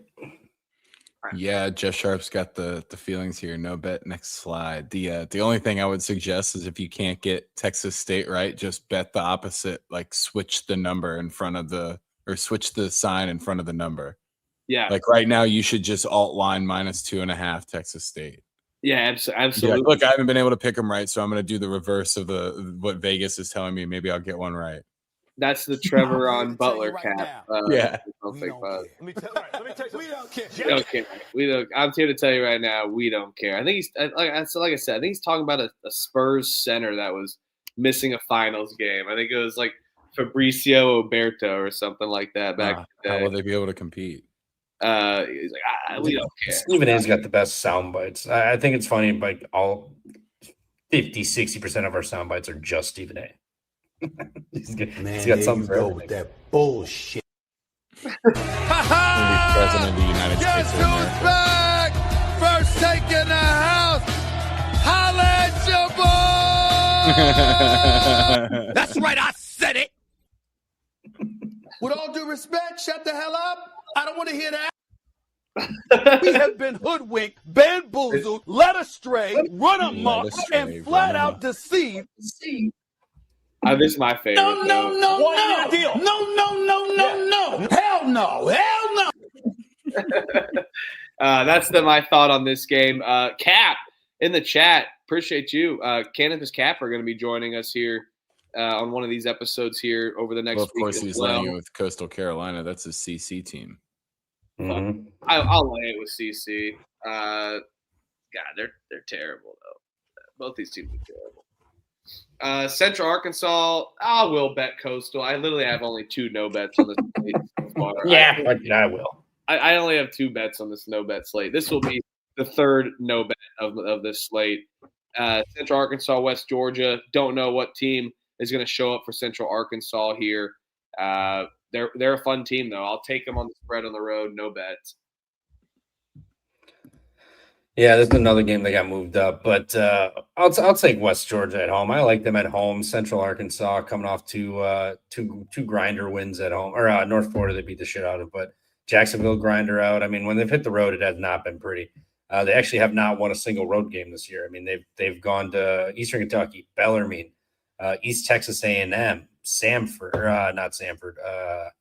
Yeah, I mean those are the other like mid majors, rest of them Power 5, but they haven't won a road game. I'll take West Georgia at home off of 4 straight road games, 3 losses in a row. I'll take West Georgia here. Probably no bet though, but I like the Wolves at home. I'll bet them. I think it's you like it. Take it. That game stinks. I'm not betting this fucking game. Central Arkansas lay the points. No bet. Oh yeah. Woo! This one's fun. UNC Wilmington, William and Mary. Shop around. You can find that your team is a dog anywhere. Wilmington, winners of 5. What? How many in a row? 7, 5. Wilmington. Let's see. It's at least 6. I know. Yeah, I know it's at least 6. 7 if you include 7. the D2. Yeah, 7. And somehow lost to Howard. Yeah, no shit. Wilmington just betting against this team against 40 minutes is really scary, in my opinion. But William and Mary, the fastest team in the country, no joke, the fastest team in the country. They're able to kind of dominate. I think that they could. Now you're getting the 2 different styles clashes of play here. I think that this gym is going to be rocking here. I will fall into the soup and bet William and Mary. I love this William and Mary team. They're a fun watch. Just kind of worried about UNC Wilmington's physicality here for a full 40 minutes. But I think Mary can outpace, continue running a spread, and step it up here. And I expect this gym actually to be kind of fire. Give me the oldest institution in the book. Playing the gym on a day like tomorrow is going to be scary because you never know what's going to happen with the storm upcoming. If everybody thinks that they can, get on the highway, and we're going to have classes canceled for Monday, Tuesday, and Wednesday. Like, I might as well roll home. It's possible. Definitely a William and Mary move for sure. Yeah, it's definitely possible that it happens. I mean, most of those kids are only an hour and a half or 2 hours away from right here in Northern Virginia, where they probably went to school at William and Mary from. So, this is going to be a probably me enjoy it the old school way game. But at 1.5, I mean, take Wilmington. They're a better team.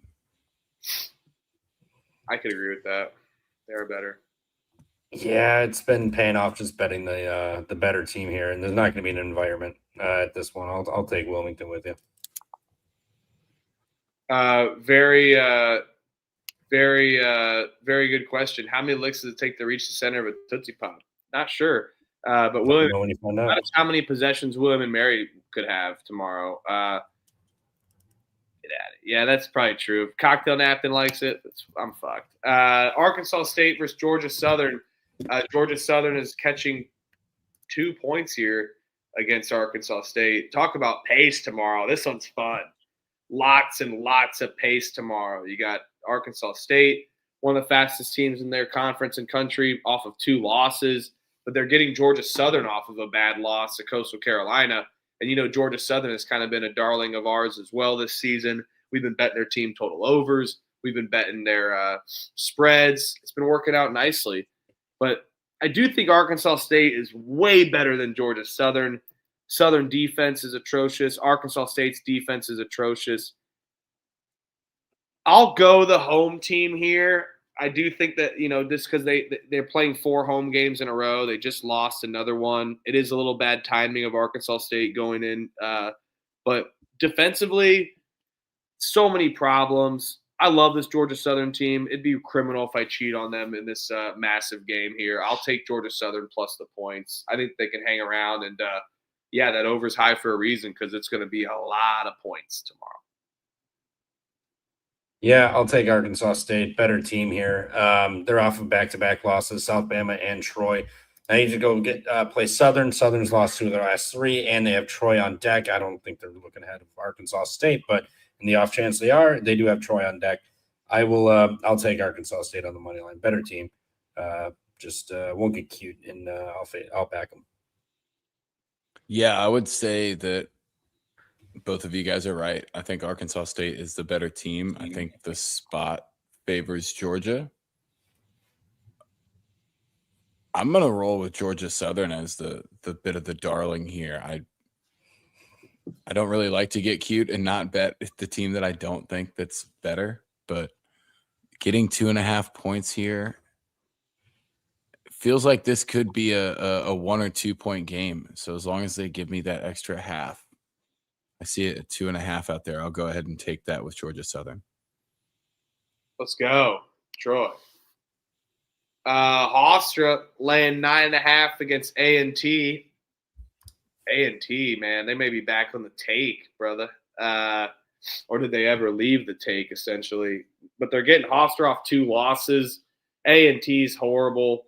I think Hofstra's due for a step up in drilling. I'll take Hofstra here. Yeah, I'm with you. I think they drill them. I mean, NCAA has been somewhat competitive. I mean, Hampton busted their ass, but 8-point loss to William & Mary, 5 to Elon, 9 to Wilmington. I mean, they're not getting blown out, but you get Hofstra off back-to-back losses coming in here.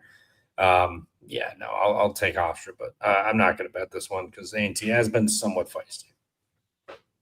You ready for this one? This is your first half money line here with North Carolina A&T. Ooh. 0-6 in conference, playing at home.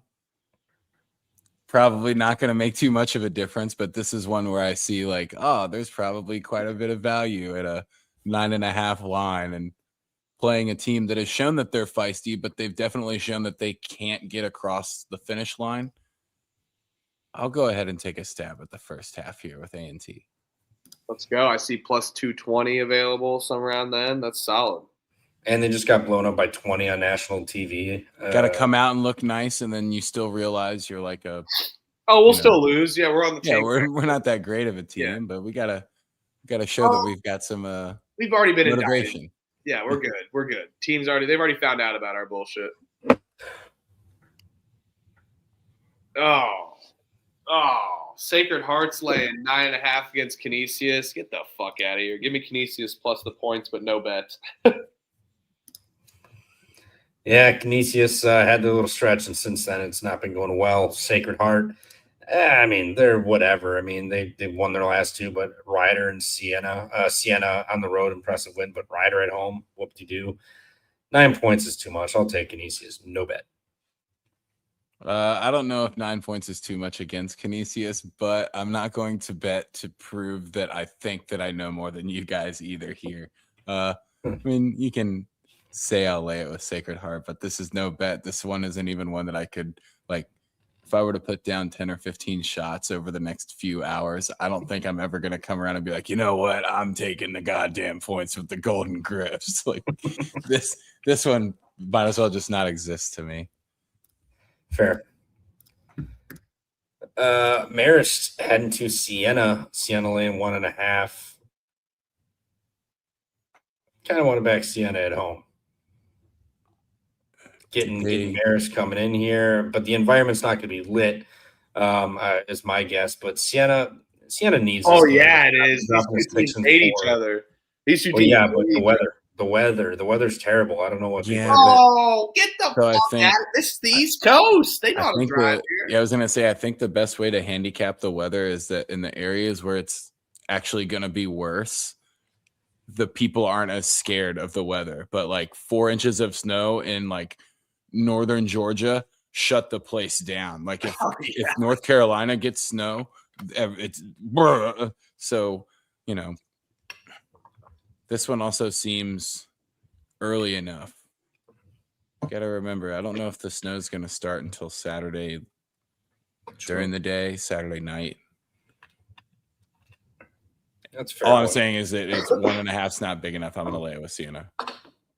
Yeah, Siena lost both games to Marist last year. Unfortunately, Siena's getting a Marist team off of a loss, which is kind of scary because they no-showed offensively. This is going to be an absolute physical-ass game. I love this game. I wish this was on actual ESPN. Get it off ESPN Plus. But I'll take Siena here. I think that they get it done off bouncing back off of last year. And also they give Marist their first, 2 losses in quite some time. I don't think they've lost 2 in a row since the turn of the year. So they'll do that. Then they'll go on a nice little stretch towards the end of the season. Marist will. Great game tomorrow. Marist is a way better team, I think, pound for pound, but good Siena spot at home. All right, figure out how to drive in the snow. It's not hard. Charleston laying 4 against Campbell. Over under is 161.5 here. Can I interest you in a gross under? I know tempo-wise it's terrible, but I mean, Campbell has stepped it up offensively. They put up 75 on a UNC Wilmington that can hold teams down. They played Elon fast tempo, and then they just get Charleston off of a 106-point game where they lost. I think Charleston is the side, but I think in a different way where they can kind of control Campbell and maybe actually slow the pace down here at home. I'll take this gross full game under here. It's just a lot of points. I'll take Campbell. Charleston off of that double overtime 106-112 game. Now you're coming back home to play Campbell, who likes to play tempo. I think they run out of gas at some point. Give me the 4 with Campbell, but also Charleston, go back to this logo. Way cooler than the dumbass C you have now. Yeah, the stupid C is worthless. Well, the 90s those logos are cooked, unfortunately. There's so many good ones. But this is the anecdotal thing that I always feel like I bring up every time that Campbell plays on the CW. But they play really good whenever they're on the CW. I don't know why, and I couldn't even give you a real statistical number of how many times. I just feel like I notice it. Like, whoa, Campbell on the CW. They're a pretty good road team. 3.5. On Flow Hoops tomorrow. Well, yeah. Bullshit subscription, Flow Hoops. Mm-hmm. Also, Oregon State team total under 62.5. They have 31 with 11 minutes to go. Come on, let's go. I guess I'll take the points with Campbell, but there we go. Nah, take the under. Not rushing to get this one. Be crazy. Be like Jeff Hardy. Take the under. Jump off that ladder. Fairfield's laying 10 against Niagara. Fairfield at home, solid. Love the Jägermeister logo there. Talk about Fairfield. I feel like somehow that sign is hanging right behind Trevor up there in Wisconsin in one of his bars. You're getting Fairfield off of 2 losses. Their last home game, they beat Manhattan by fucking 36 points. Niagara's terrible. I'll lay it with Fairfield. No bet. Yeah, lay it with Fairfield, no bet. Niagara's terrible. Fairfield, back-to-back losses coming back home. I'll lay it, but no bet. Yeah, I think you guys should bet this one. You do? All right. Yeah. I think 10.5 is pretty telling. This isn't surprising. Niagara's bad. I would think Fairfield's about 11 or 12 points better, even if they don't play great, getting them off of 2 losses. Yeah, I'm going to bet this one. All right. Yeah. Fairfield at home. Very good home gym, by the way. Greg Paulus, also, he's a quarterback. Maybe he needs to go be a quarterback's coach somewhere and not a basketball coach. Elon is laying 3 against Towson. Over-under is 145.5. Towson, good comeback win. Didn't cover. Good comeback win, though, last game. They never quit. Tales of 2 different sides here. You got Elon, runs and guns, no defense. Towson, who's going to try to really to muck you up a little bit. This line's gone down. It's jumped in Towson's favor. I already see Elon down to 2.5 here. I'll let that continue to go down. I like this Billy Taylor Elon team. I don't know what the hell is going on internally with Towson. Yes, they've won 3 in a row, but there's just something off about them personally for me. That I watching them, I feel like they play a little bit selfishly. When they want to decide to turn it on, that they certainly can. I think Elon's going to have to try to change up their momentum, taking a little bit more inside, live more on the mid-range versus going against their guards at 3. So, yeah, give me Elon. I'll wait to bet this, though. Let the line go down. Yeah, I'll take Elon too. I mean, just beat Hofstra, Towson, 3 straight wins, but Northeastern, Drexel, and then you beat Charleston, and you needed a miracle to come back and beat Drexel. I'll just take Elon at home with the better offense. Towson, obviously, probably going to put up 55, 60 points at best, but I think Elon can get up there in the mid-60s. So let's go Phoenix. Towson will randomly win this conference tournament and make the NCAA tournament for the first time.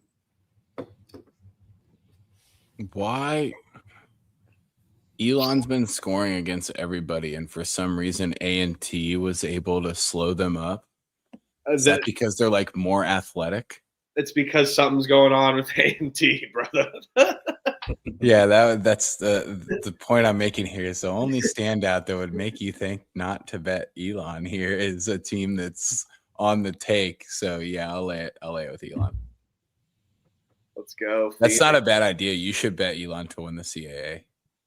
I like that. I mean the CIAA is gonna be a great one. If they're hot and they get into that tournament, they'll win every game by like 8 or 10 points, though. I mean, Towson was a heavy favorite. Towson, Wilmington, of course, and then you have like Towson though, like who's struggling so bad. I feel like that's just the telltale sign of a team that was hot, struggles, and these mid majors always comes in decent in conference play. Ooh, yeah, I've only had like 4 no bets on the entire slate. This is certainly a no bet. Western Illinois and Morehead State, one of my least bet teams this entire season. But I did bet Morehead State last time out, and they got it outright against Tennessee Tech. Western Illinois is always getting this 8.5, 9.5 number because they're terrible. They are absolutely horrible. I think the Pump Fake Pod and the chat could gather a little bit with this Western Illinois team and put up some points on them. Terrible on defense, but way too many points for Morehead State. Give me WIU plus the points, no bet. Yeah, I'll take Western Illinois too. They're not like getting blown out in games. I mean, Tennessee State busted them in SEMO, but other than that, these are all close games. I'll take the 9.5 with Western Illinois, but no bet. Do not want my money on this team. I like Morehead, but again, no bet. Yeah, who doesn't, right? Kenneth Fareed on Morehead as well. This is a game I came here for. Absolute love that. Yes. Who didn't? North Dakota, Oral Roberts, North Dakota's laying -1.5. North Dakota, good win. We capped that one perfectly off of their loss. Paul Sather really got these guys cooking. Oral Roberts, though, God, they got to get one. North Dakota, I feel like they're kind of like a win one, lose one type of team. They got some great shooters. They run some good motion offense. Oral Roberts, do they do anything nice? They play defense pretty good. Offensively, really struggle. But Oral Roberts, 0-5 in conference play. They haven't won since December. Things change a little bit sometimes. I know this may be an ass game here, but it is not at all. Give me Oral Roberts winning their first conference game against the North Dakota team that I love. And yes, a well-disciplined coach team from Paul Sather, but again, they're in a pattern of win one, lose one, and they just had a big win by 16 against South Dakota. Weird travel spot for them too. Give me Oral Roberts' first win tomorrow in conference play. Line feels telling, but I'll take North Dakota. Better team here. It's about all I got. I got nothing in this game, really. I mean, not a fan of Oral Roberts this year. North Dakota, they are coming off of the rivalry game win, so maybe a little sleep spot, but give me the better team here. North Dakota is way better than 1.5 better than Oral Roberts, right? Yes, even on the road, I believe. Yes, this season. Yeah, this one is kind of like I could be talked into Huff's side. I'm not going to bet North Dakota, but I could bet Oral Roberts here. This line is a little fishy to me. It amazes you, then you don't know anything about basketball. You're illuminating your relative lack of knowledge of the game with a statement like that. Basketball has been full of that kind of thing. You know, you have a team that plays a little bit better today than maybe it normally plays, and a team that doesn't play quite as well as it's capable of playing, and you get a big differential in a score. Next time the two teams play, maybe the team that played real well doesn't play quite as well. The other team plays a little bit better. Just a reversal of the first time. I don't think the home court has anything to do with it. I think that you get. So we got both there. You know, teams go up, teams go down, and then you got Trevor's cap of the home court doesn't really matter too much. So shout out the great late Bob Knight there, smiling down after a Monday night win for sure. And he's exactly right. And he's got great sound bites. I'm going to download a few more sound bites probably to add to the Stephen A. Smith. I know that they got along very well too back in the day. Lipscomb, got a number here. Yeah, Lipscomb's laying 14.5 against Stetson. Over-under is 156.5. Lipscomb, a big win against Austin Peay. Took them on the money line. I guarantee their team total over is going to be right around 80-something. Yep, 86.5. A little too high for me, although it is Stetson. Stetson really struggles defensively. They allow teams that run up tempo just to kind of dominate. I'll take Lipscomb team total over 86.5. It's pretty high, though. No bet. I think Lipscomb wins by like 10 or 11, too, personally. They win like 81-70. Yeah, so this one got moved up, right? Yeah, this is a 1 o'clock game now. Yeah, 1 o'clock game. Which means we're much more likely to get LA Fitness ball, I think, at 1 o'clock, which really favors Lipscomb. So I'll lay the 14.5, but I don't mind your team total either.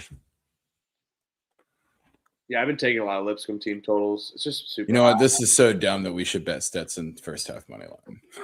I'm in. Fuck it.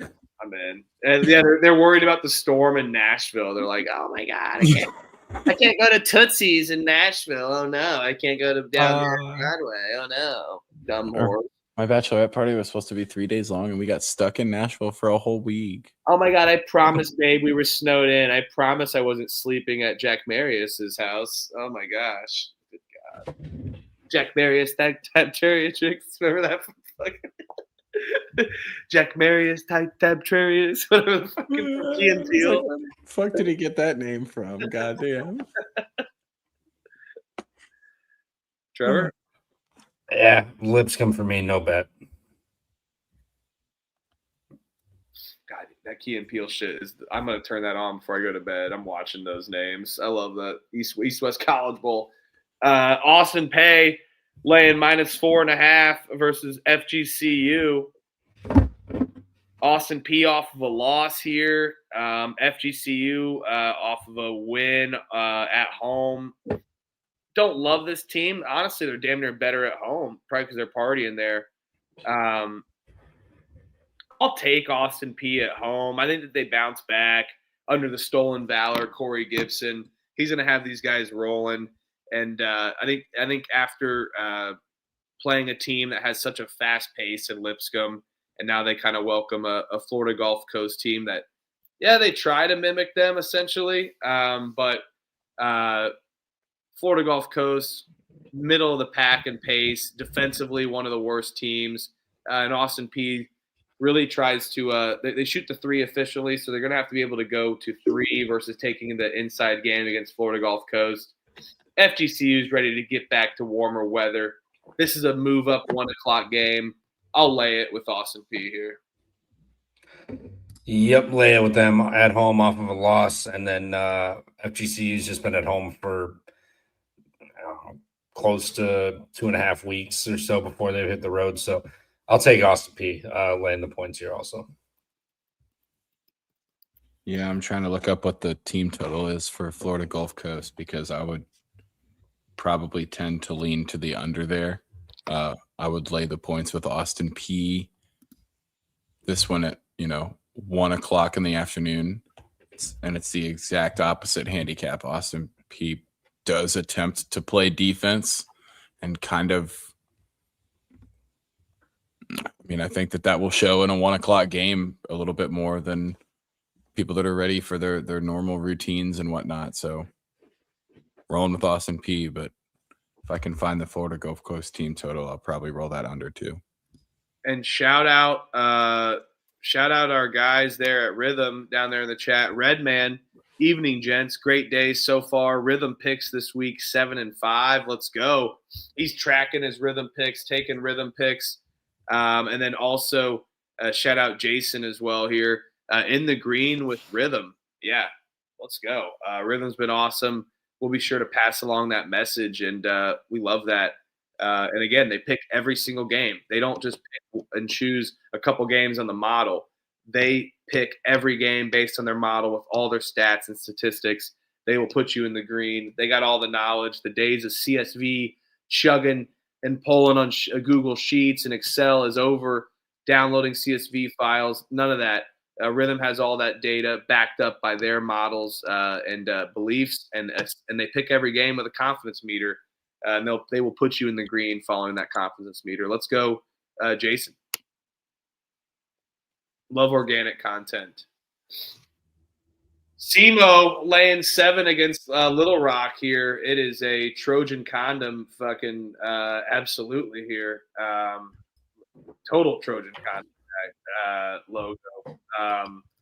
Little Rock's horrible. SEMO did just have a good win. God, I'll lay it with SEMO at home. It's already down to 5.5 some places too. So people are betting Little Rock. I'll let it go down and bet SEMO at home. Little Rock's horrible. I like Little Rock. I feel like it's too many points. Conference play started. This team's been really good. In conference play, I know they're traveling, hitting the road. Weird weather day tomorrow potentially, but Little Rock's still been really good. They're sitting in the conference. Where are they? 6-2 in conference play, overall 9-10. So, they know awful starts of the year, but they've been picking it up in conference play. I'll take the condoms here to keep it close. Little Cock. All right, they're about to play 4 straight road games. SEMO, Little Cock. They do have Tennessee. Nice. What is that? Who is the best in the world at seeing Mo Littlecock? Subway guy that lived 50. Jared or Michael Jackson. Jared I did either one. Yep. MJ, Jared, in either one. He's out of prison.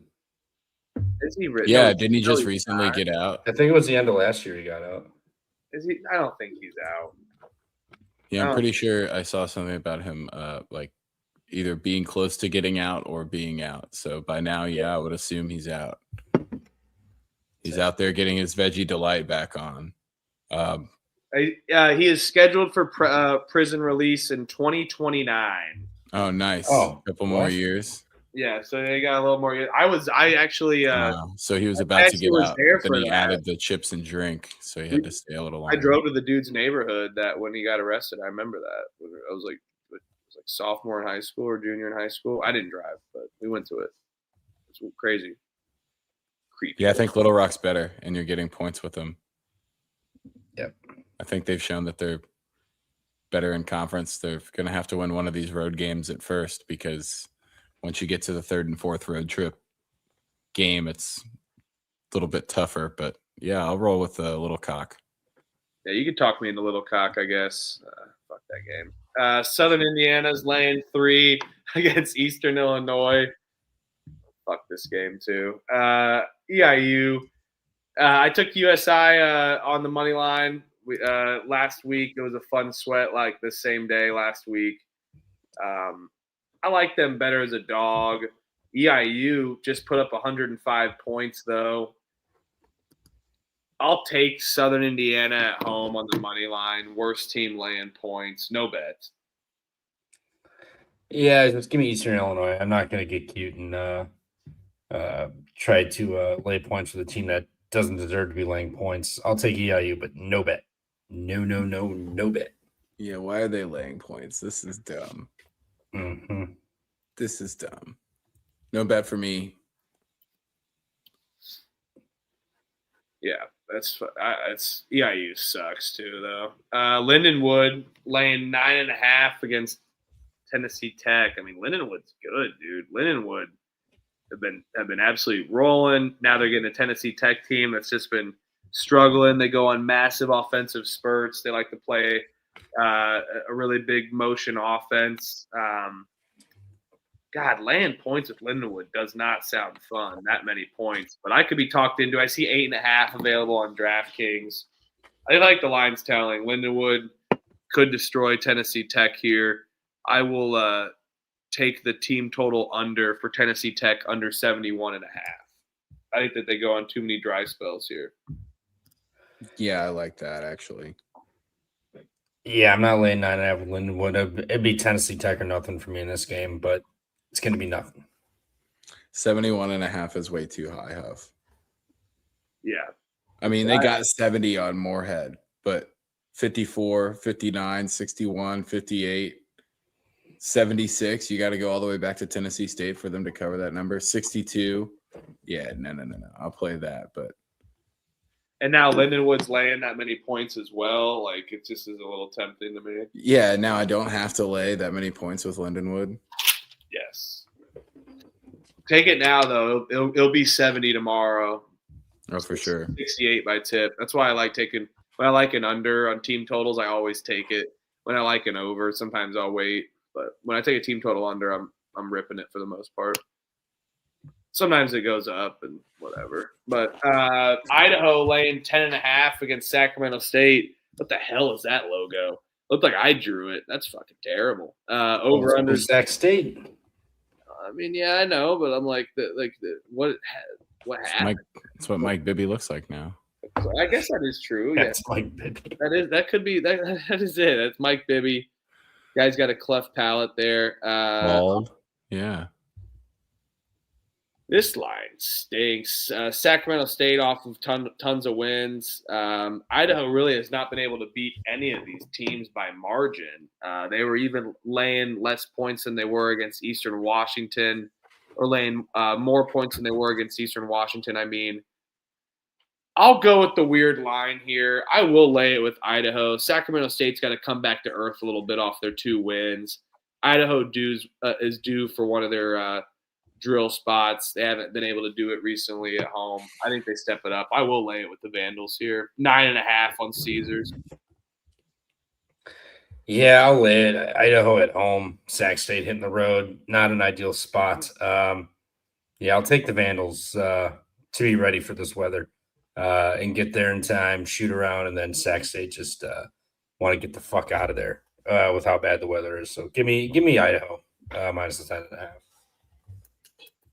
Yeah, when the numbers get this big, this is when I start to get a little worried about stink lines, but it does feel like an Idaho spot, and the 9.5 being available instead of the 10.5 is enough to convince me. And I think it's safe to say that my Oregon State team total under is going to cash. Let's fucking go. 44. Have they gotten to 40 yet? They're at 44 with 340 left. Wow, way to go, guys. UC Santa Barbara laying 9 against Cal Poly. UC Santa Barbara's just kind of fallen flat this year. See 8.5 on Caesars. Got Caesars less sharp. They did have a good win already in the Thunderdome. Cal Poly, I just worry about their defense for a full 40 minutes the way that they run. Now they're going to go into the wall of the Thunderdome. We'll try 2 late night big spreads here for UCSB and Idaho. UCSB's laying 8.5 on Caesars, so go to Caesars for those 2. I also see a Cal Poly team total under, but I'm not fucking crazy. I'm not doing that. But I think that they run into a brick wall offensively.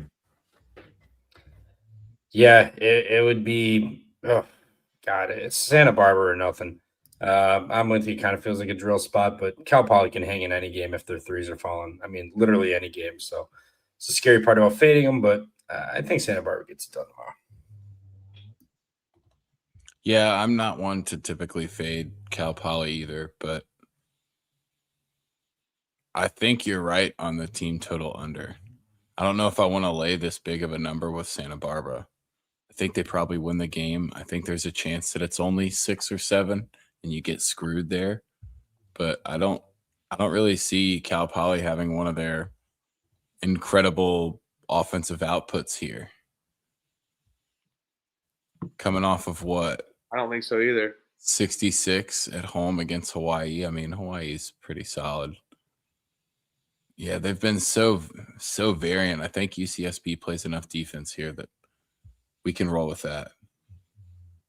Yeah, I think that's solid. Let's go UCSB in the Thunderdome. Montana laying 6 against Weber State. Over under is 157.5 here. I see 5.5 available. Weber State off of a loss after winning a lot. Montana, who dropped 2 tough ones on the road, coming back home off of 4 straight road games. Now Weber State's hitting the road here. I will be I love this Weber team. I feel like they're back. Damian Lillard's done a lot for them. But Montana defensively at home are solid. I think Weber State's going to try to slow this pace down versus Montana's pace, even with Weber State being one of the fastest. But I'm going to take Weber State's team total under 76.5. I kind of like that. I like the full game under, but I think Montana can roll.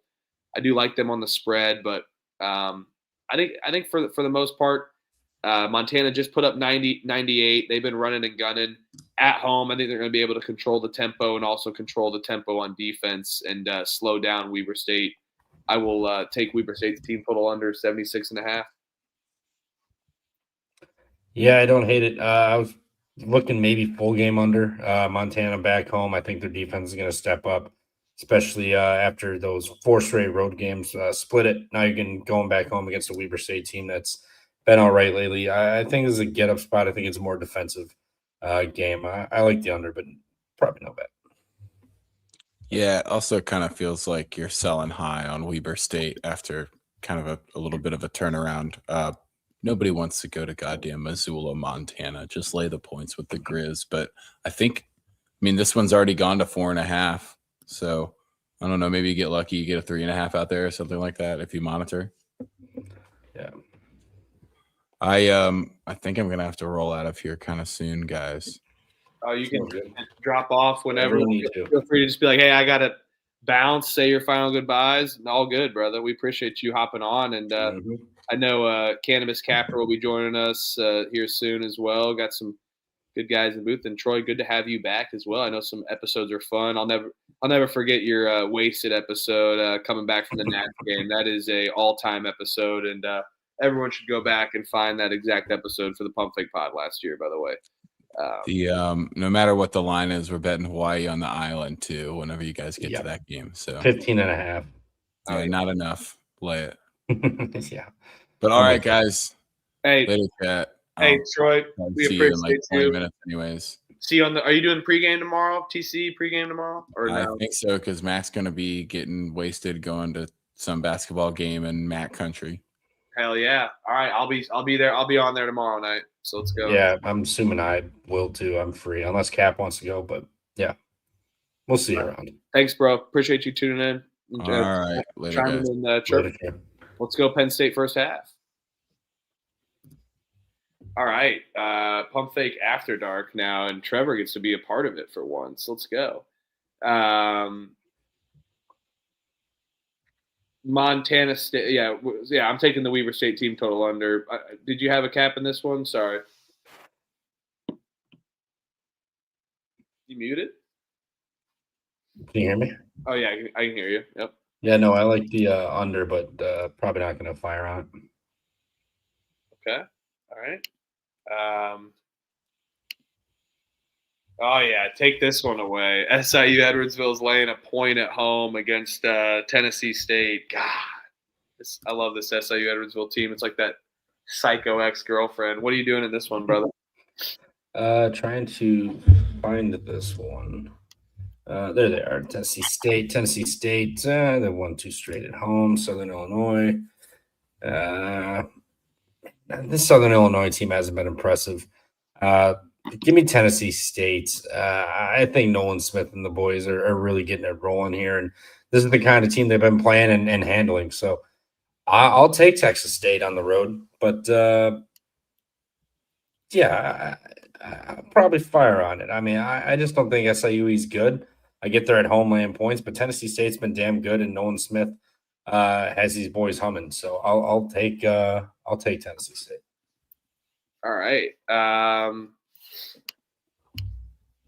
I'll dive back into the stink for once. Let's take SIU Edwardsville again. I think that this is a tough game for them. Edwardsville going to try to slow them down, and Nolan Smith. They already had a tough kind of gritty game against Southern Indiana. I think SIU Edwardsville, I'm only worried about them playing for 40 minutes, so it's a little scary, but I will go back and dive into that stink as well. This Grand Canyon San Diego State game is coming down to the wire. It's a great game. Yeah. I liked it better when Grand Canyon was up 10.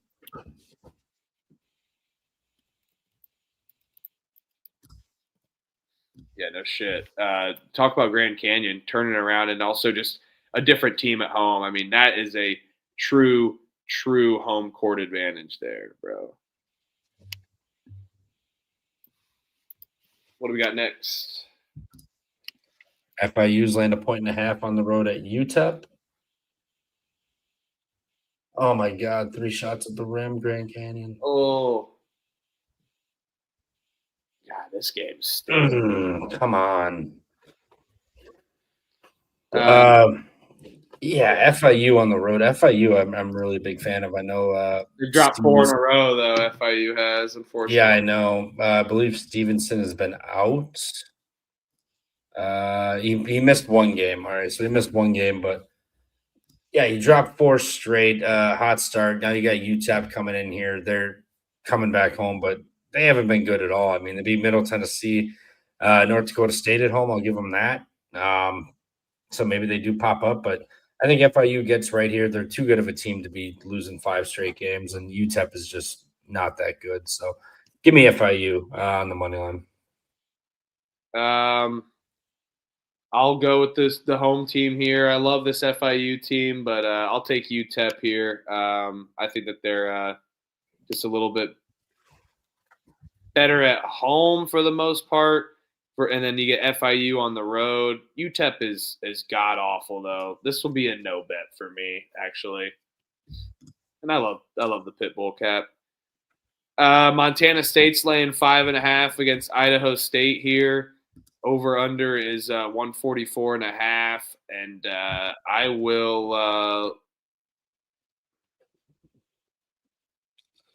lay it here. Idaho State defensively, one of the worst teams in the conference. Montana State have really stepped it up offensively since hitting Big Sky play, and now they're juggernauts at home.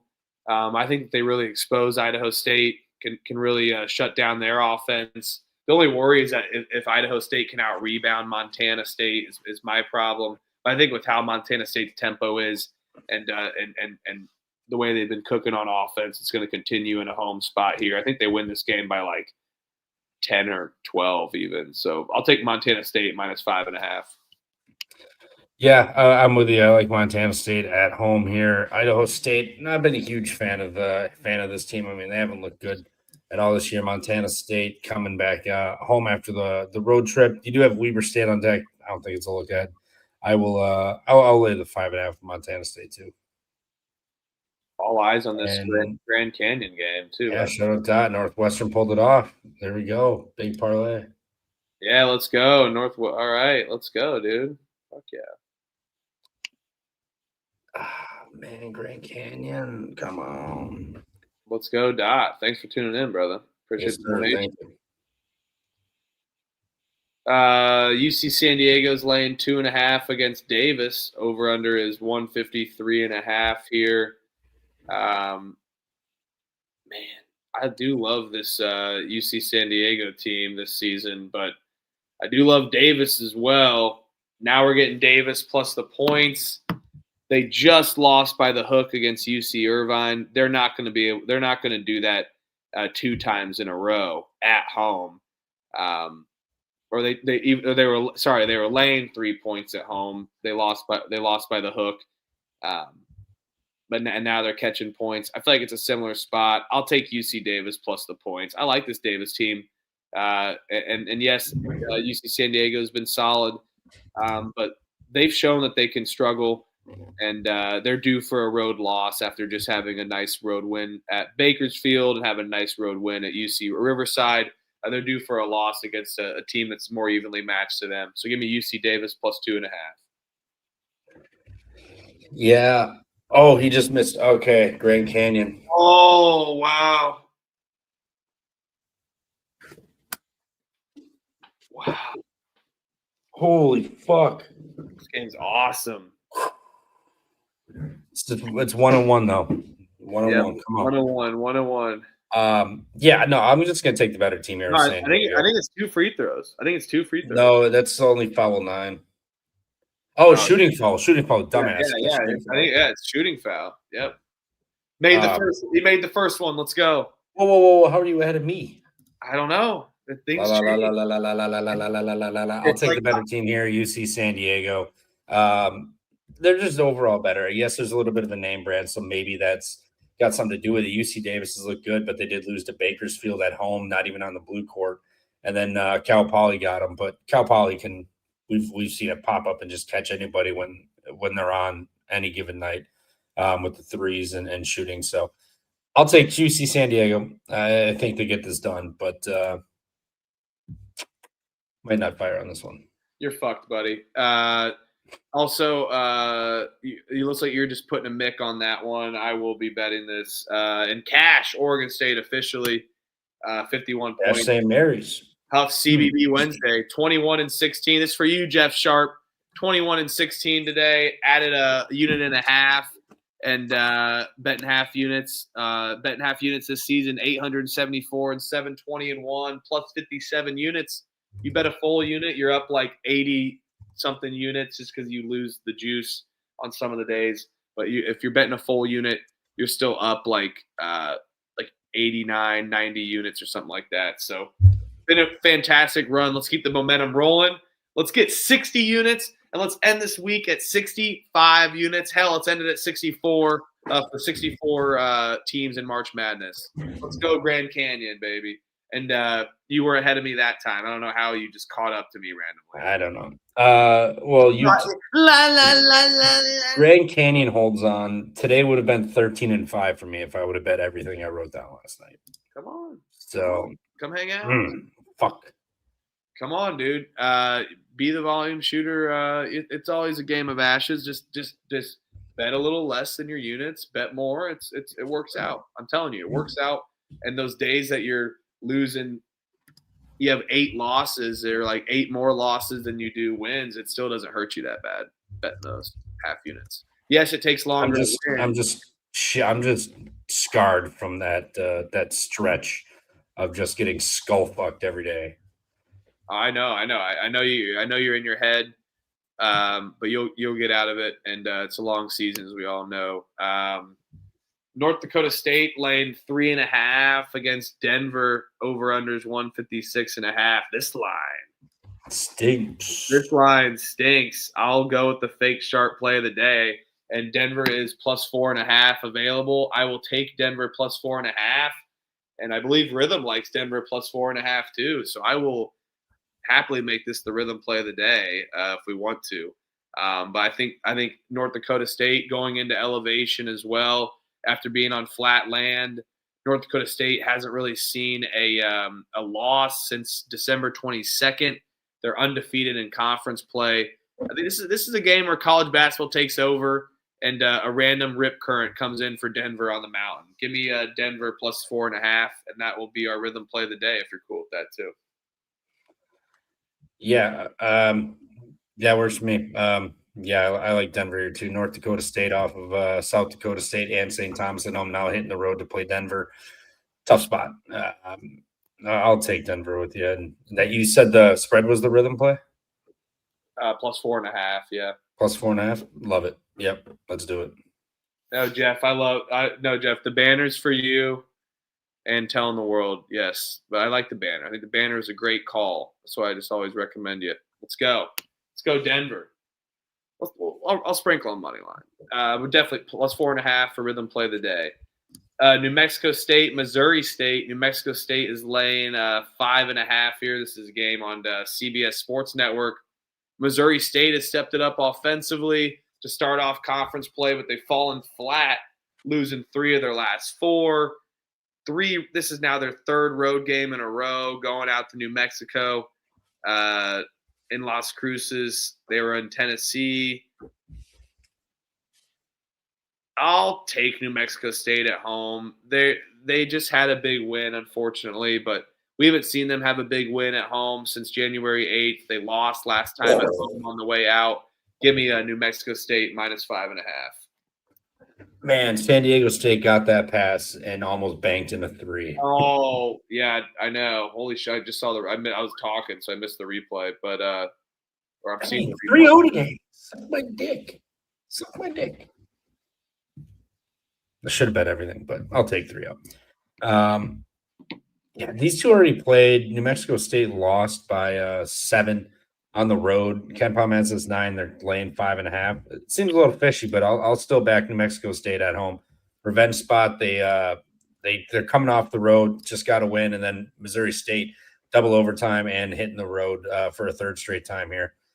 I'll take New Mexico State, but that overtime was Saturday, so they'll be good to go. I don't think you got to read in too much to that, but I'll take New Mexico State. Yep. New Mexico State.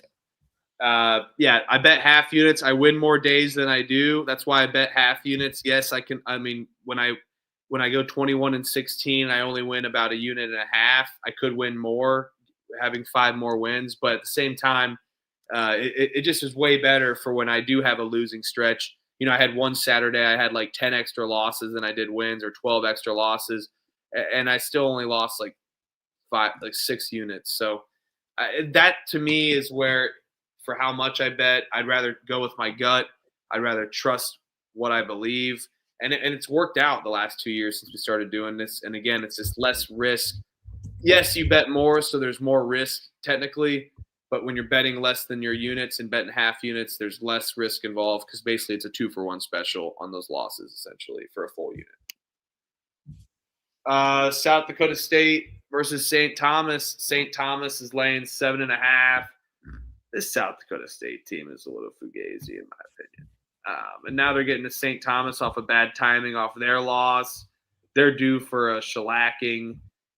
Yes, South Dakota State, solid team, great program historically. But this is a lay spot and a team total over for me with St. Thomas. I think they come back and bounce back after their bad outing against North Dakota State. Yeah, I'm with you. I'll lay it with St. Thomas. Seeing what their team total is, 81.5.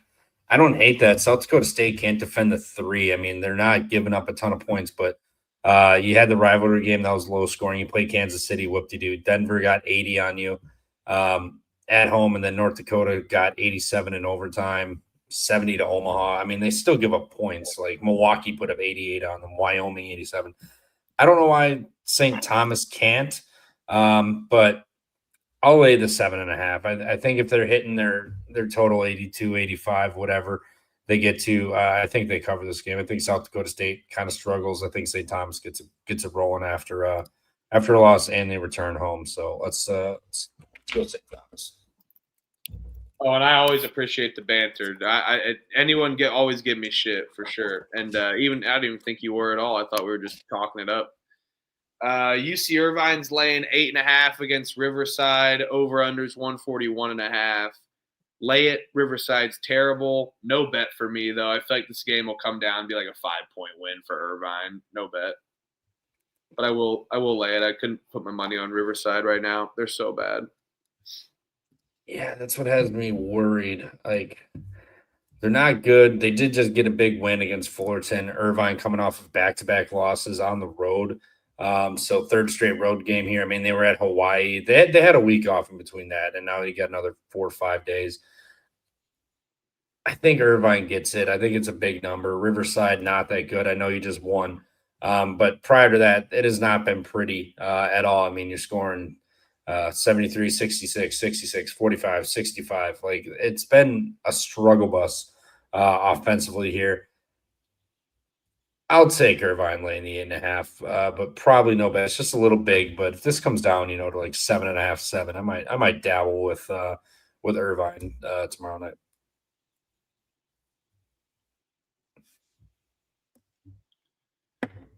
Cal State Fullerton laying 4.5. This line's down to 3.5 already. Over-unders 161.5. I will take the over here. Fullerton, fastest team in conference tempo-wise. Long Beach State, fastest team defensively-wise. They give up a ton of points, always in the 80s. I don't know how this game doesn't both go into the 80s personally with this pace. They both haven't played each other this season yet. And Long Beach on defense, stepped it up in conference play, but Fullerton always a struggle. And they're still due to give up 80 points. I'd rather, instead of try to pick a side between suck and suck of Fullerton and Long Beach, I'd rather just root for points and lack of defense. So I will take the over here in Long Beach State Fullerton. Yeah, I don't mind the over. I also kind of like laying it with Fullerton, but that over feels a little bit safer. Both are going to get buckets, and defense has kind of been a little bit optional. But yeah, if there's a spot I like this for Fullerton, but I'll lean that over with you. All right, final game of the night. Technically a game tomorrow night. So Friday night game on the East Coast, and the second half of your life would be the other day. Hawaii's laying 15.5. Resident Island guy, what are you doing here? Over under 147.5. Yeah, just like Troy said, we're going to lay it. They're coming off of a loss to Santa Barbara by 15 on the road on Saturday, and now they're back home against Bakersfield. Bakersfield lost 3 straight. Hasn't looked good, excuse me, when they've stepped up and played like the top dogs, Barbara, San Diego, Irvine. Has not been pretty for them. I think, them first trip to the island the entire year, obviously the first trip, but having to fly out there off of 3 straight losses, you've been at home, still can't get it done. Now you got to fly out there and play a Hawaii team who's pissed off of a loss and have the interior presence, the guard play, the shooters, they got everything. I'll lay it with Hawaii here with the 15.5. All right, I will lay it as well. No questions asked. I love that cap. Great episode. We had Troy on there, had some great banter, had 40-something games to go over on the mid-major slate. Got it done. Got rhythm play of the day for Denver plus 4.5. Hit that like and subscribe button. Give us a follow. Make sure to hit that like button for the video. It's very easy just to hit that quick like.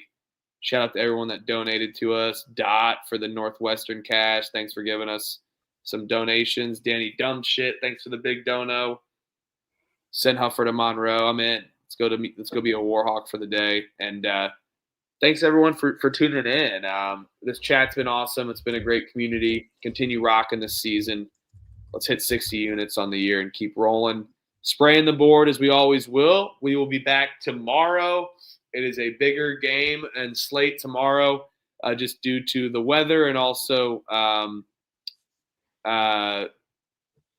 so they're going to try to double up the games before the weekend with some of these teams. So some playing back to back on that. So yeah, Lipscomb plays Stetson, and then they play a back to back tomorrow against Florida Gulf Coast.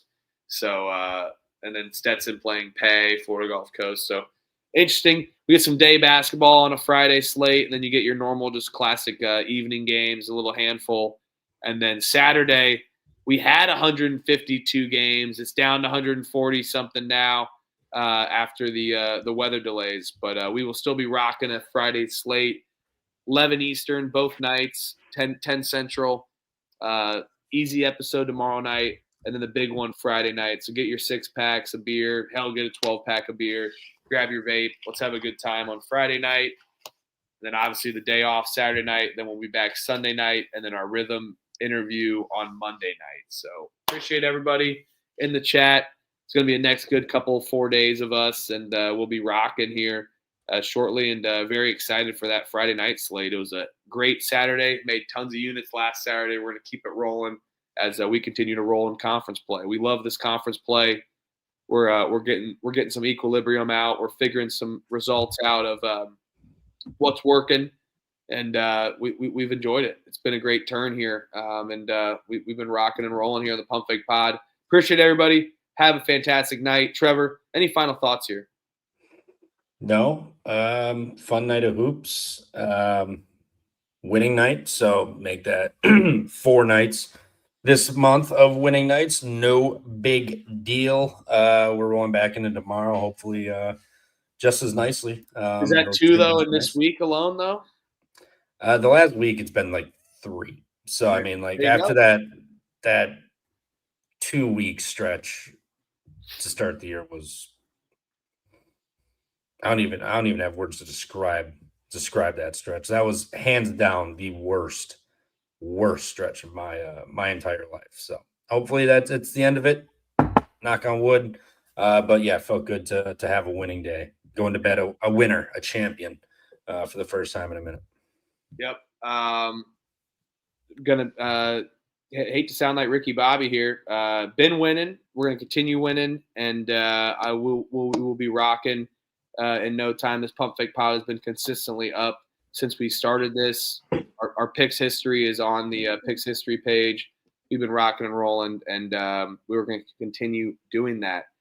If you go to any games this weekend, let us know in the chat. Stay safe, hunker down, and we will see you tomorrow night, and we will see you Friday night as well too. Let's go. Friday nights are certainly a 12-pack. Let's go. Oh yeah. Appreciate everybody. Peace and love. Toodles.